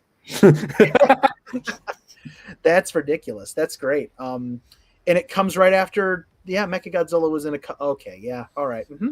Heisei. This is Heisei. Mm-hmm. So, if this is truly a thing, then this is fascinating. I'm a Space Godzilla fan, film and monster. I'm going to be interested to see what they do I would love to see Simmons come back to life with Mogera. I'm kidding. And Or, now my mecha will be the apex tag. He just didn't die, and he just does it again. Like he learned nothing. He's got an eye. He's got like he's in a wheelchair. He's got an eye patch. Yeah. He's like, you have to do more than that to kill me, you know. And I have another crazy idea. As it turns out, I'm still very rich, and I did not get sued out of Oblivion. Yeah, exactly. He's living under an assumed name. He changed his name to Dr. Shiragami. He did not do that, and he's living as a recluse. And he's like, when I was a child, I loved penguins. I was penguins. He brought his daughter back, and now is a robot. Oh my god! And he falls itself a mermaid, and like it becomes a whole thing. Listen, man. I saw a baby monkey get used as a shuriken in the last film. I don't think mermaids are that out of the question. The mermaids come from Hollow Earth. Okay, like I'm right. I'm right about this. Bride of Godzilla. The mermaids are from Hollow Earth. I'm just saying, it's a thing. We have another comment from Radio Cosmic Ray. Wonder if they're going to use Godzilla Jr. I would assume not. That's another license, and if they've credited Space Godzilla already, I would assume they would have put the other credits. So I'm assuming it'll be Godzilla, Kong, Suko. Oh God, Suko's going to replace Little Godzilla. I'm glad you mentioned that, because one of the other plot-specific things about Space Godzilla is that Godzilla's beef with him is entirely revenge-motivated, because Space Godzilla comes to Earth, literally, it like messes up a child, the most evil thing you can do, and then flies off and basically says, "Okay, Godzilla, follow me. I know you want to. I just like attacked your child. I know you're teed off at me." And then he goes to his city and he builds his crystal fortress, so he has a home field advantage where he can get constantly replenished with energy, and lures Godzilla into what it believes will surely be a death trap. So Godzilla's motivated by revenge. So let me get this straight. Space Godzilla has an island that he abducts children to.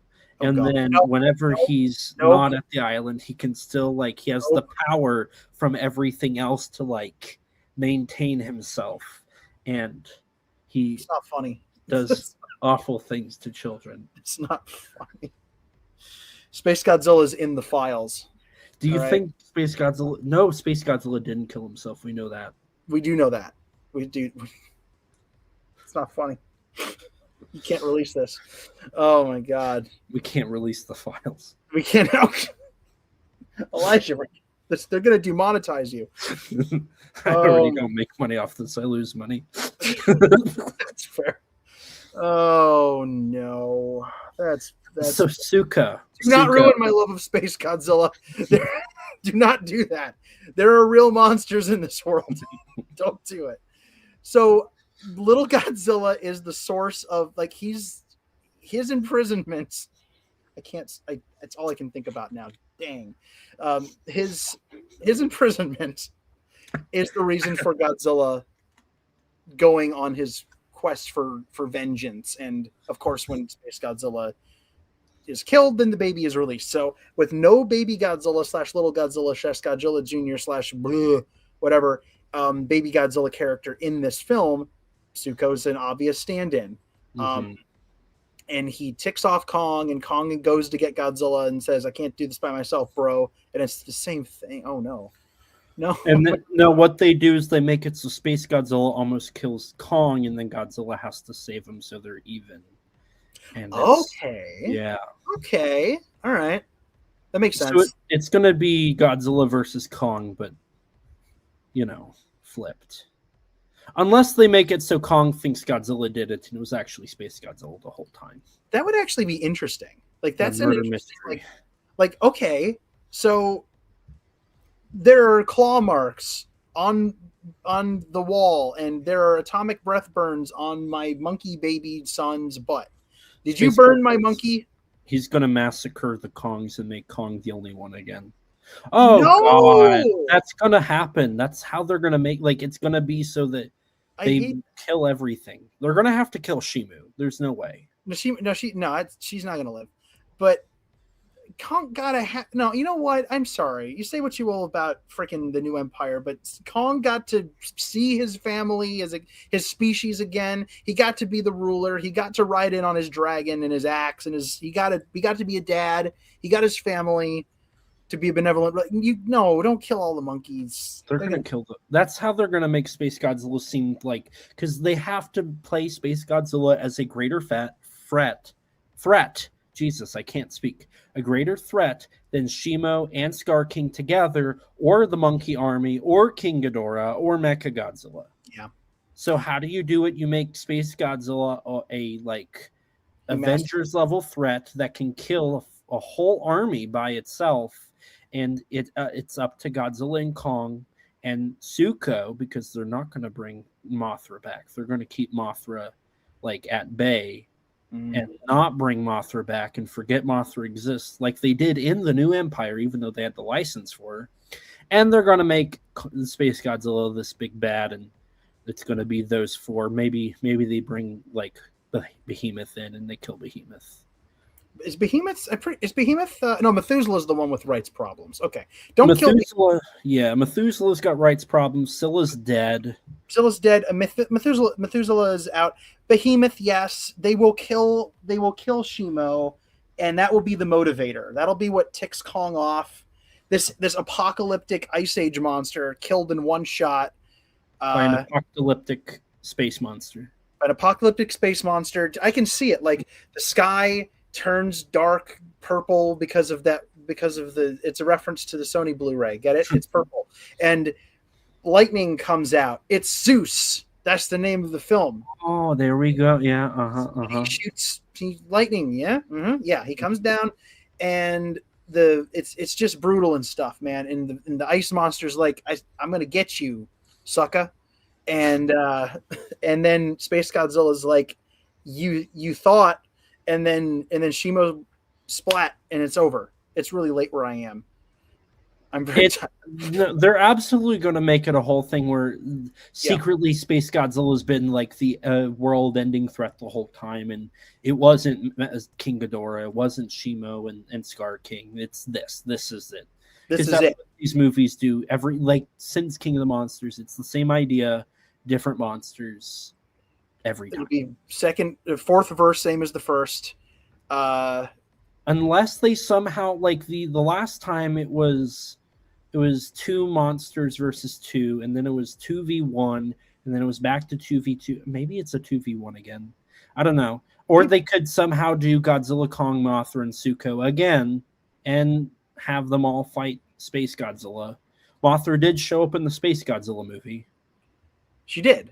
You know what? Dust off Rodan, for crying out loud.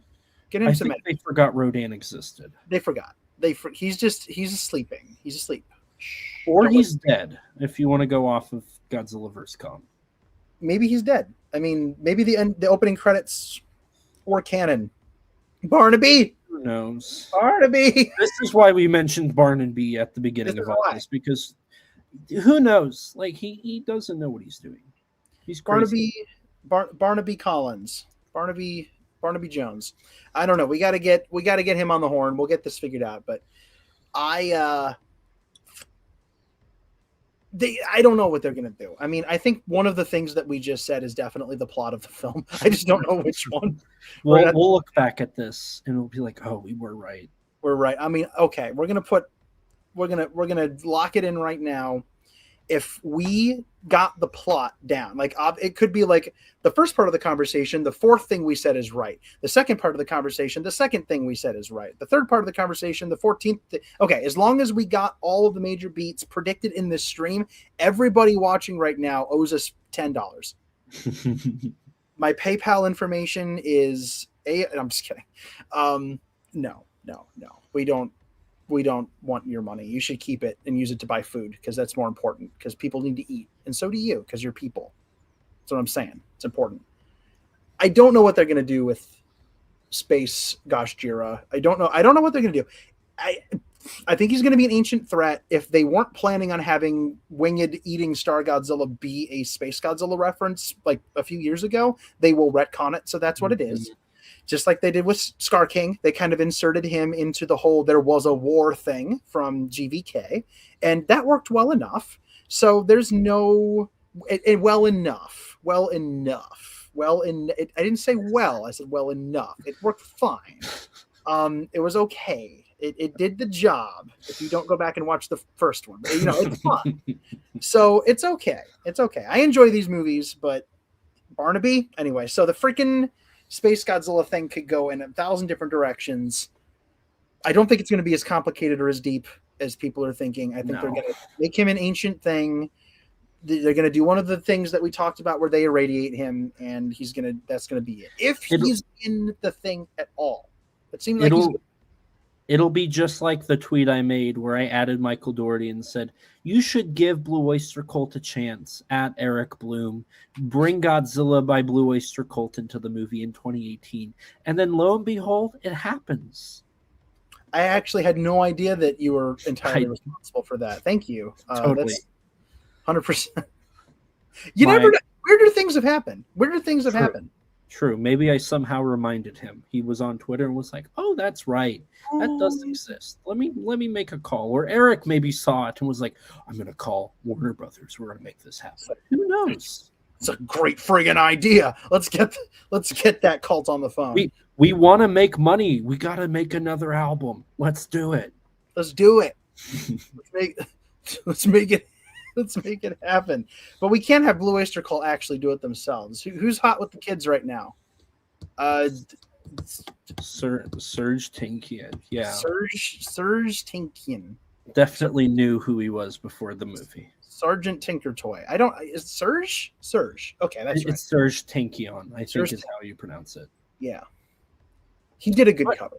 And then he went and did it with them. Like there was a couple live performances where he showed up and they all performed Godzilla together. It was kind of cool. That is really, really stinking cool. That is really cool. I'd love to go perform Godzilla with Blue Oyster Cult. They won't return my calls, Elijah. Why don't you tweet at them? I'll tweet them. Hey guys, I know this person that you don't know. And I've had the ability to go see Blue Oyster Cult. Like they've performed across the state. It's like a 4-hour drive, but like you could do it. It'd be like a day trip. Go see this concert, come back. I've almost done it like 3 times. They always go to that part of the state. I need to pull the trigger soon because I would love to. I think that's one of those like ultimate Godzilla fan like. Check it off your list. Like I saw Blue Oyster Cult live perform Godzilla. Yeah. Granted, I think I'd enjoy Don't Fear the Reaper more, but I digress. Their best song. I love Godzilla. That's their best song. We're gonna go ahead. I think we've spaced out all the Space Godzilla talk we can. So at this point, we have reached the end of the news. The reason we did this as a live stream and bonus episode is because I knew it would take quite a while to get through everything, and 3.5 hours later, we are here. Yes. There's not longer than I thought too. There's not very many people left in the chat, but if there is any questions, we're gonna devote here about 5 minutes total before we're gonna wrap things up here. To any questions, if there's anything left in the comment section, just in case. It's been a lot of fun. I do want to take this time while waiting to see if there is any comments that come in. To thank you, Danny, for joining me on this journey of talking about the news. We've tackled quite a bit. We've talked independent, international, Toho, business-related stuff. I always love tackling the business stuff myself. Like the Bugon news and the Toho news, just because at the end of the day, this is all a product. This is all, it's impacting stocks and financing and money. And there's just a whole business aspect to this that I think most fans don't know. And so I love bringing that to the forefront and informing and educating people on what that business side looks like. Absolutely. Was there any bit of news that you saw that we didn't tackle that you wanted to briefly talk about? We can tackle a couple of those. Oh goodness. maybe a couple of little tiny things that could be mentioned while we're just kind of wrapping up here. One, this is not exactly new news, but it's new enough that I think it should be. It's big for me. I think it's cool. Relatively recently, not super recently, but relatively recently, the greatest piece of Godzilla media of all time has concluded a monumental step in its popularization and indoctrination of the world into, showing them that this is the best piece of Godzilla media ever. Godzilla Island, the greatest. Okay, I'm being hyperbolic, but only like that much, because honest to God, Godzilla Island is like one of my top favorite things on the planet. I have been a huge fan of Godzilla Island for, oh God, maybe close to 20 years now. That's kind of crazy that it's been that long. Long before it was available officially in the US, I got fascinated by it when it was on Toho Kingdom, just as little snippets and pictures. And I finally found a DVD set from Japan and unsubtitled, and I thoroughly destroyed that set. Like, I was all over it. I think that it has some of the most shockingly competent and like really engrossing storytelling in the Godzilla series. I really do. Like, it's one of those things you forget you're looking at toys. You really forget you're looking at toys. It takes a while, but if you can get into it, it to me is like it's like a poster child for the magic of tokusatsu, right? If you can be compelled and entertained enough, this is not groundbreaking television by any stretch. This is not like the most compelling thing you've ever seen in your life, but the characters are great. The stories are fun and wacky and amazing. And if you can believe that what you're looking at, where these actors are interacting with rubber props taken from toy molds that are being puppeteered by little rods under tables and simple mechanisms, if you can believe that, if you can believe that Anguirus is having a sad day and watching a sunset by himself and just doesn't want to talk to anybody, or that Gigan is some kind of honor-bound Ronin who, leaves one side and goes to the other because of he's following the Bushido code. Like, if you can believe that, looking at toys, then you've told an interesting, well done story, and you've done it like really effectively. I love Godzilla Island, and it was a few years ago Toho started subtitling it. They remembered it existed, bless them, and they threw it on their YouTube channel with English subs. And they finally just a month or so ago uploaded the last episode. So the whole of Godzilla Island, for the first time ever, is available in English in its entirety online for free.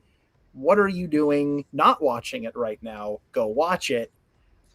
You're welcome. Give it a little bit of time. It's weird. It's funky. It'll take a second, but trust me, it's worth it. Watch the whole series. So what's really cool about that is this is so they finished the Hanna-Barbera series. That was the first thing they tackled, was the second season of Hanna-Barbera.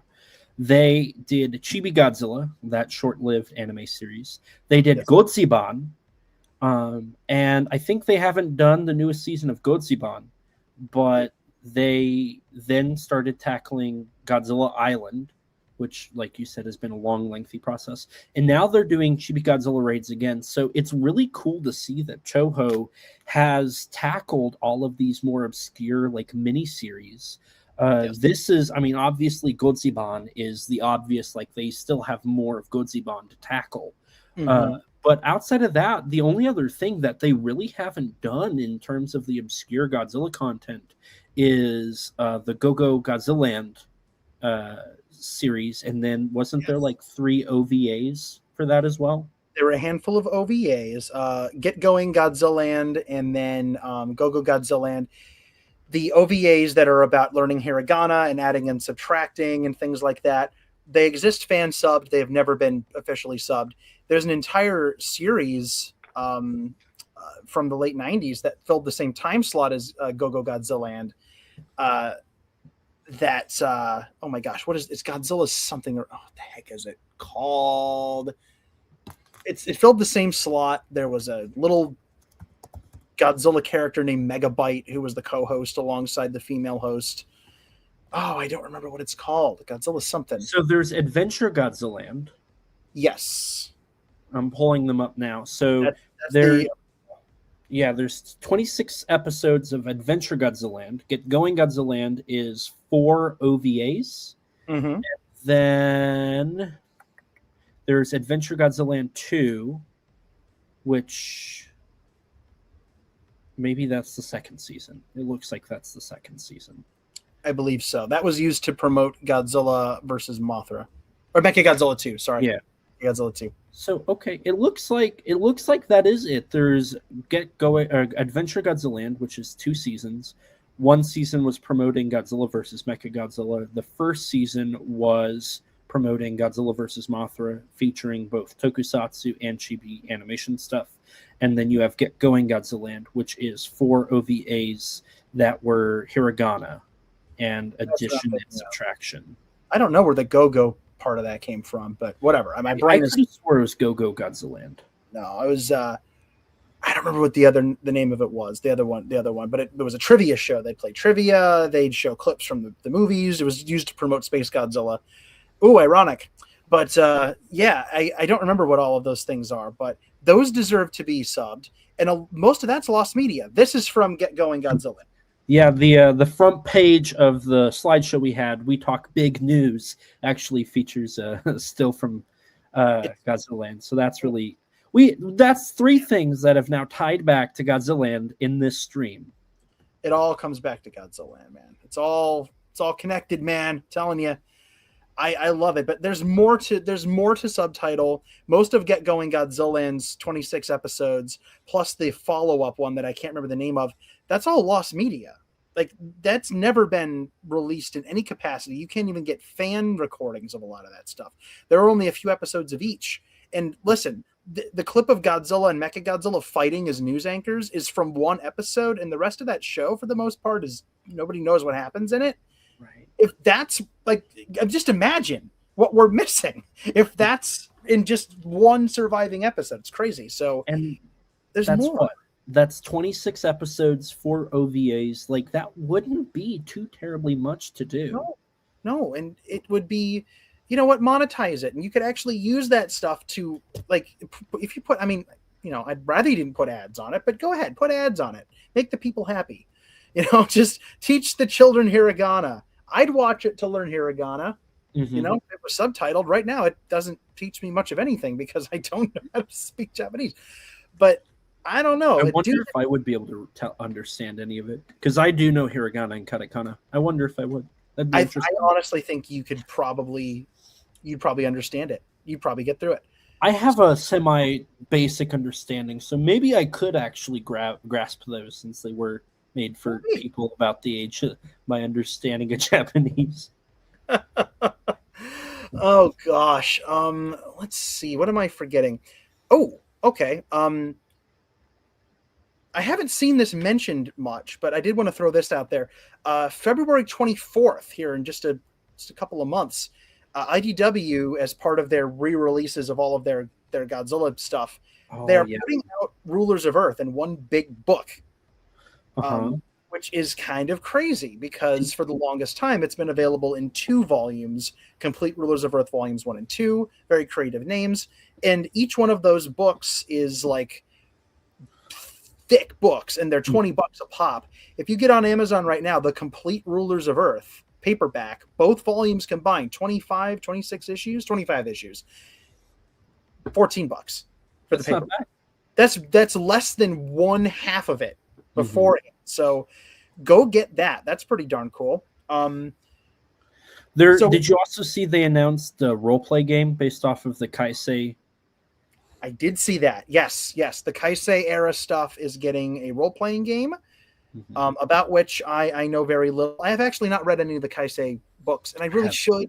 I should try. I should get into it. I haven't bought a new comic book in 1,000 years. I'm very behind on my Godzilla comics. But speaking of books, we talked about my book earlier this year. I've been thrilled to see so many Godzilla books starting to pop up, just kind of to fill in the gaps. One of the things I've been really interested in is there seems to be kind of a running trend of giving each film their own book. That's starting to become a thing. There was a book about just the original Godzilla published not too long ago. And then obviously there have been a few of those. There's a new book on just Ghidorah the Three-Headed Monster that came out earlier this year. And just a few weeks ago, there was a book on King Kong versus Godzilla that came out. Tom Shabila is the author. Shabila? Sorry, sir. But it is on Amazon right now. It is a Bear Manor Media Jam, and it exists. And I have not purchased it yet, but I always am interested in shouting out new academic books on Godzilla. This one's interesting. It's just on King Kong versus Godzilla, and it has a foreword by Dana Gould. Dana, Simpsons head writer Gould. Dana, I'm Dr. Zaius sometimes Gould. Dana, I own one of the spaceship props from Plan 9 from Outer Space Gould. I love this man. And he's great, and he loves classic horror and classic monsters, and he's a great pick to write this forward. So I'm interested to check that out. But yeah, new Godzilla book is always worth shouting out. Gosh, I know there was a new book that came out about the Lost World from 1925. That's kind of a stretch, but that's a thing. I think that might be. Did we mention the Monarch spinoff show? We didn't mention that. We haven't. I know we tackled it in one of the episodes we've recorded. Okay, but we did get confirmation. I guess that's something we got. It was a leak a couple months ago. There was the copyright for a show called Cryptozoology before that, and then a couple weeks ago there was an exclusive posted that there was a Shaw solo series spinoff that was taking place during the Cold War, and we got that now coming from Apple TV and Toho and Legendary, which I'm happy to see at least one of the shows that they were planning did not die, because what was really funny is they said there's multiple spinoffs of Monarch coming, and then quite literally I think less than a month later it was like Apple TV is losing money, so we're cutting most of our productions out and just doing a handful. And it was like, okay, so there's multiple spinoffs now, just dropped to like maybe 2. Yeah, maybe 2. Maybe 2. So we're definitely getting. Well, I mean, we're almost certainly getting 1. Maybe. I mean, even that hasn't shooting yet or anything like that. So maybe they'll pull the plug on that too. I think it's filming in mid 2026, so it'll come out in 2020. It'll probably be either right after Supernova or right before. It'll be after Supernova. Now that I think of the production schedule, if it's a spin-off, unless they do only like half a series, it's probably going to be mid to late 2027. Yeah. So we've got that. We've got the actual Monarch season 2, which we mentioned earlier because of the screen grab with Godzilla. And we've got the new movie, and we've got the Japanese film, and we've got the shonen anime that's coming out. So we're just going to be rolling from one thing to another, to another, to another, to another, to another, to another. It's just a constant Godzilla. What a time to be breathing oxygen on this planet. You know what I mean? Jeez. It's pretty cool. It's the best time to be a fan. Yes. We're the first people to say that. Yeah. Nobody else has said that. It's pretty crazy. We're original thinkers. I think that's about all the news I can cook up. My eyes are starting to cross a little bit. It's been 4 hours, but we have covered a lot of ground. We talked about a lot of stuff. You got any other news? I think that's it. I think that's actually. I've got one last thing, Danny. You son of a... I'm kidding. What's up? I just got to say hello. Yeah. I'm Elijah Thomas, and I have a Kaiju and Tokusatsu problem. Joking aside, I am Elijah Thomas. I am a writer. I've written for various websites: GodzillaMovies.com, Kaiju Ramen Magazine, Kaiju United. My writing has been featured in the book Giant Bug Cinema, a Monster Kid's Guide from Bear Manor Media, where I wrote about Ghidorah the Three-Headed Monster. I also contributed, we didn't talk about this earlier, but I contributed the foreword, so full disclosure, I contributed the foreword to Danny's book, G Cinema, an exploration and celebration to Japan's Monster King, coming from Fonthill Media. I've also been given the privilege to work with my good friends at Giant Monster BS on their second season as a creative consultant tackling independent kaiju films. You can check out their podcast. Outside of writing and podcasting, I also served as a consultant on the Titanic Creations Yongari figure. I believe it's sold out now. I really should check that to confirm, but I'm pretty sure it is. But you can still head over to titanicreations.com to check out all of their great work. I am a bonus feature producer for SRS Cinema. I've worked on various titles, Yuzo, The Biggest Battle in Tokyo, Liver Leaf, War of the Ninja Monsters, Jiron vs. Gora, Hoshi 35, Outer Man, and the upcoming Brush of the God, along with various other titles. I'm getting close to about a dozen titles. So you can check out those Blu-rays on srscinema.com or the DVDs from any major online retailer. I'm also a filmmaker and YouTuber. You can check out some of my stuff on my YouTube channel, ET13 Productions, where you can see some of my old short films, older YouTube videos, and a playlist that's ever growing with all of my appearances on YouTube. You can also check out some of my action figure photography on my Instagram at ET13_productions and my X, the artist formerly known as Twitter. Thanks, Danny, at the same handle. Now, Danny, where can people find you at? Oh, goodness gracious. You can find me perusing the social media chunk of the interwebernets at Danzilla93_GNP at the artist formerly known as Twitter. Thanks me. You can also look up the Godzilla Novelization Project on Facebook, which seems to be popping off lately. Only took me 4 years to get that page growing, but there it goes. Online, my gosh, you can find the Godzilla Novelization Project itself at, get this, GodzillaNovelizationProject.com, where all of the short stories and serialized chapters and other side projects like my blog and the ongoing timelines are all stored 100% free for fans to check out. And if you don't feel like looking at it for free, that's fine. You can join me on Patreon. I'll totally take money. That's great. But yeah, you can find me those places. I'll do a couple of individual plugs here in a second, but you have more to say. Go ahead. You can plug. You can right. Continue on your journey of plugging. Okay, time to let's plug this up, shall we? So, goodness, aside from the Godzilla Novelization Project, which I mentioned before, you know what? I didn't give the spiel. Briefly, the Godzilla Novelization Project, of which I am the creator and author of, is of which I am of. That's a good sentence. Of which I am the creator and author. I'm a writer. Is an ongoing project dedicated to novelizing and adapting all the Japanese Godzilla films into books, stories, stuff like that, fiction, available free online. The GodzillaNovelizationProject.com, the website I mentioned that I own. It's pretty great. Do I sound competent yet? I feel competent. All kidding aside, it is I'm big. There's a big there's a big repository of stories on that website. I've been adding to it. Coming up here in a couple of months, I will have been at this for 8 years. I will hit the 8-year mark for having worked on this stuff. Pretty crazy. Insane, you might even say. Bonkers, perhaps.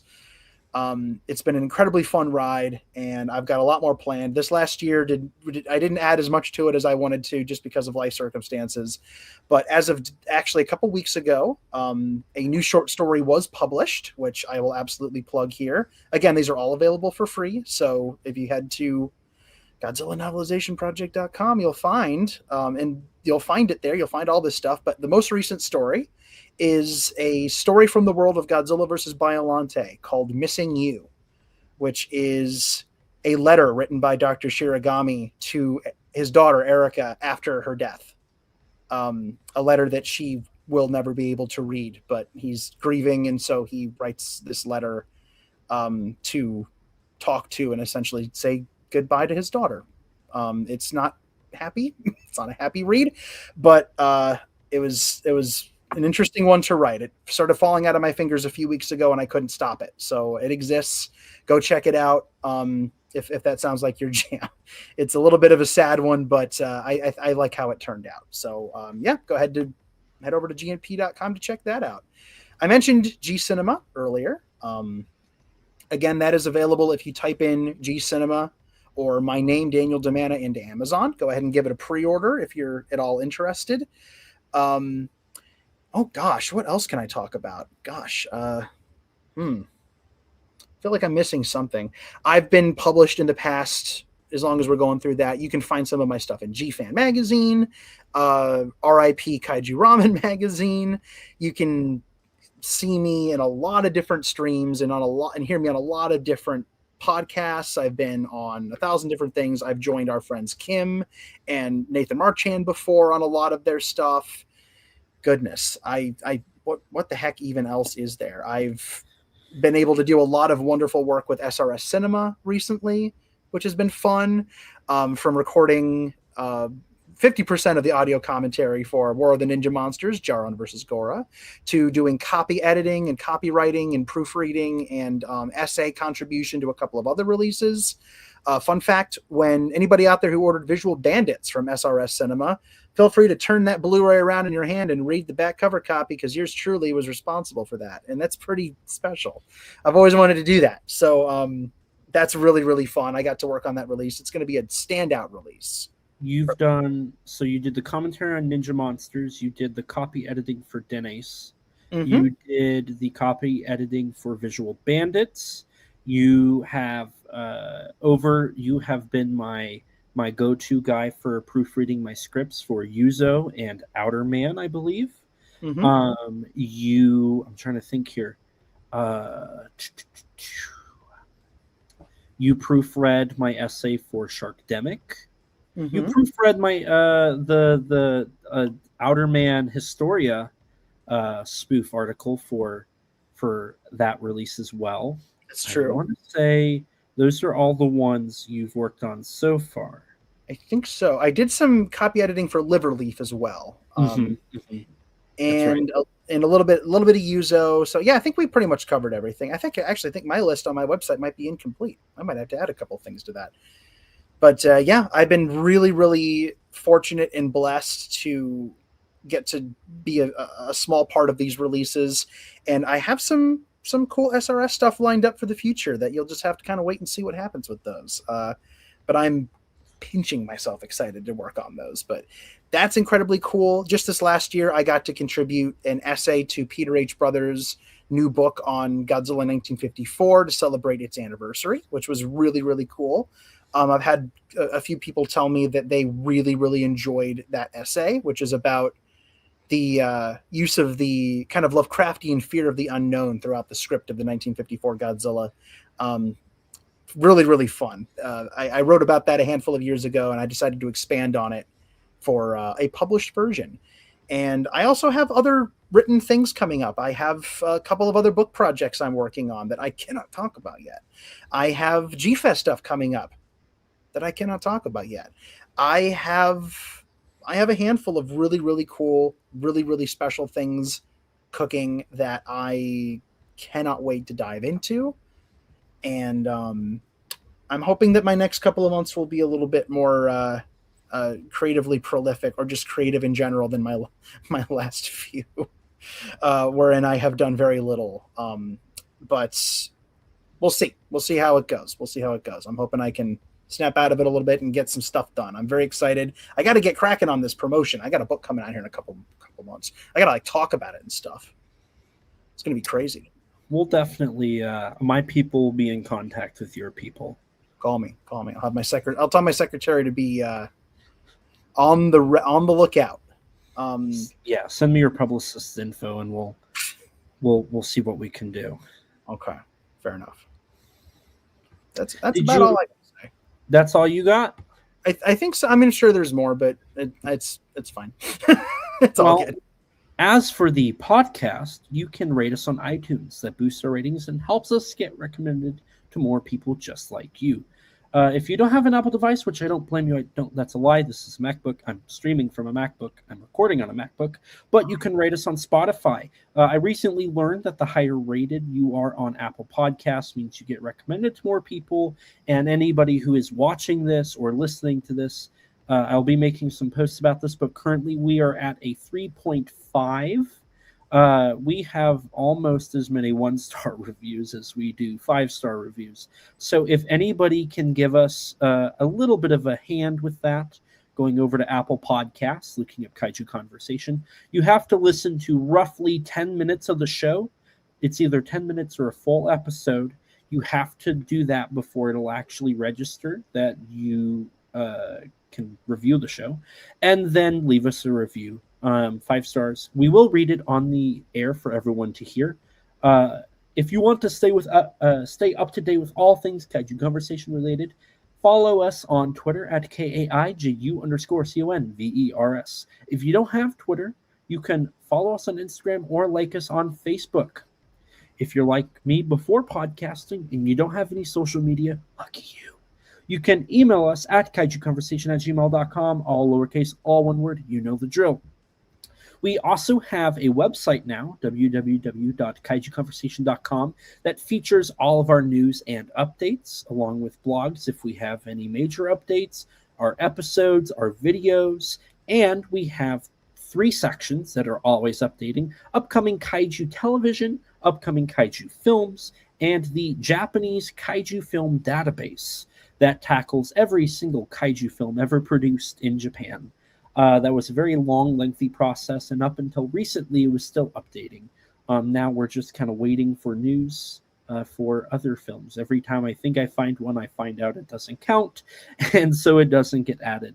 But definitely check those out if you're interested. All the films we've talked about tonight will be on that website as I continue to update stuff.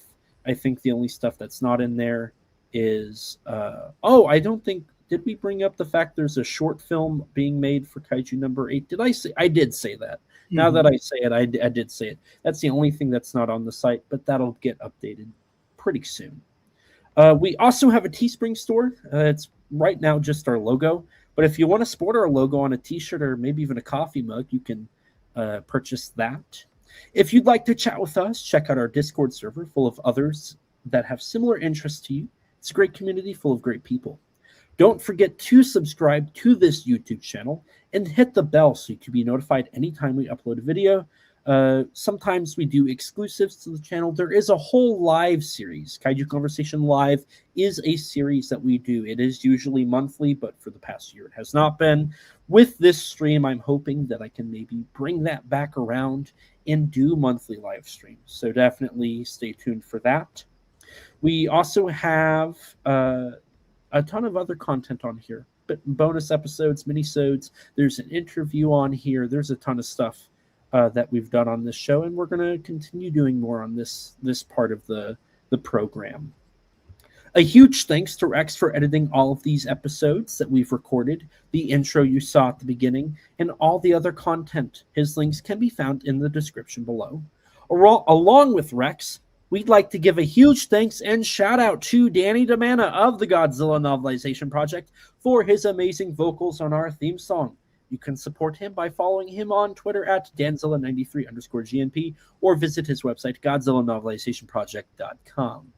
And a huge thanks to Grattan Conwell from the podcast Giant Monster BS for composing the music for our theme song. What you've been hearing in the background and what you heard at the beginning is done by him. You can support him by following the podcast on Twitter at Giant Monster BS or on any podcast platform under the name Giant Monster BS. And with that, we're going to wrap up this stream. So thank you guys so much for watching. Thank you guys so much for coming back to watch it. Thank you guys so much for listening to this 4-hour-long episode. It's been greatly appreciated. It was a lot of fun. Thank you, Danny, for coming on and doing this with me. It was a lot of fun. I've enjoyed it.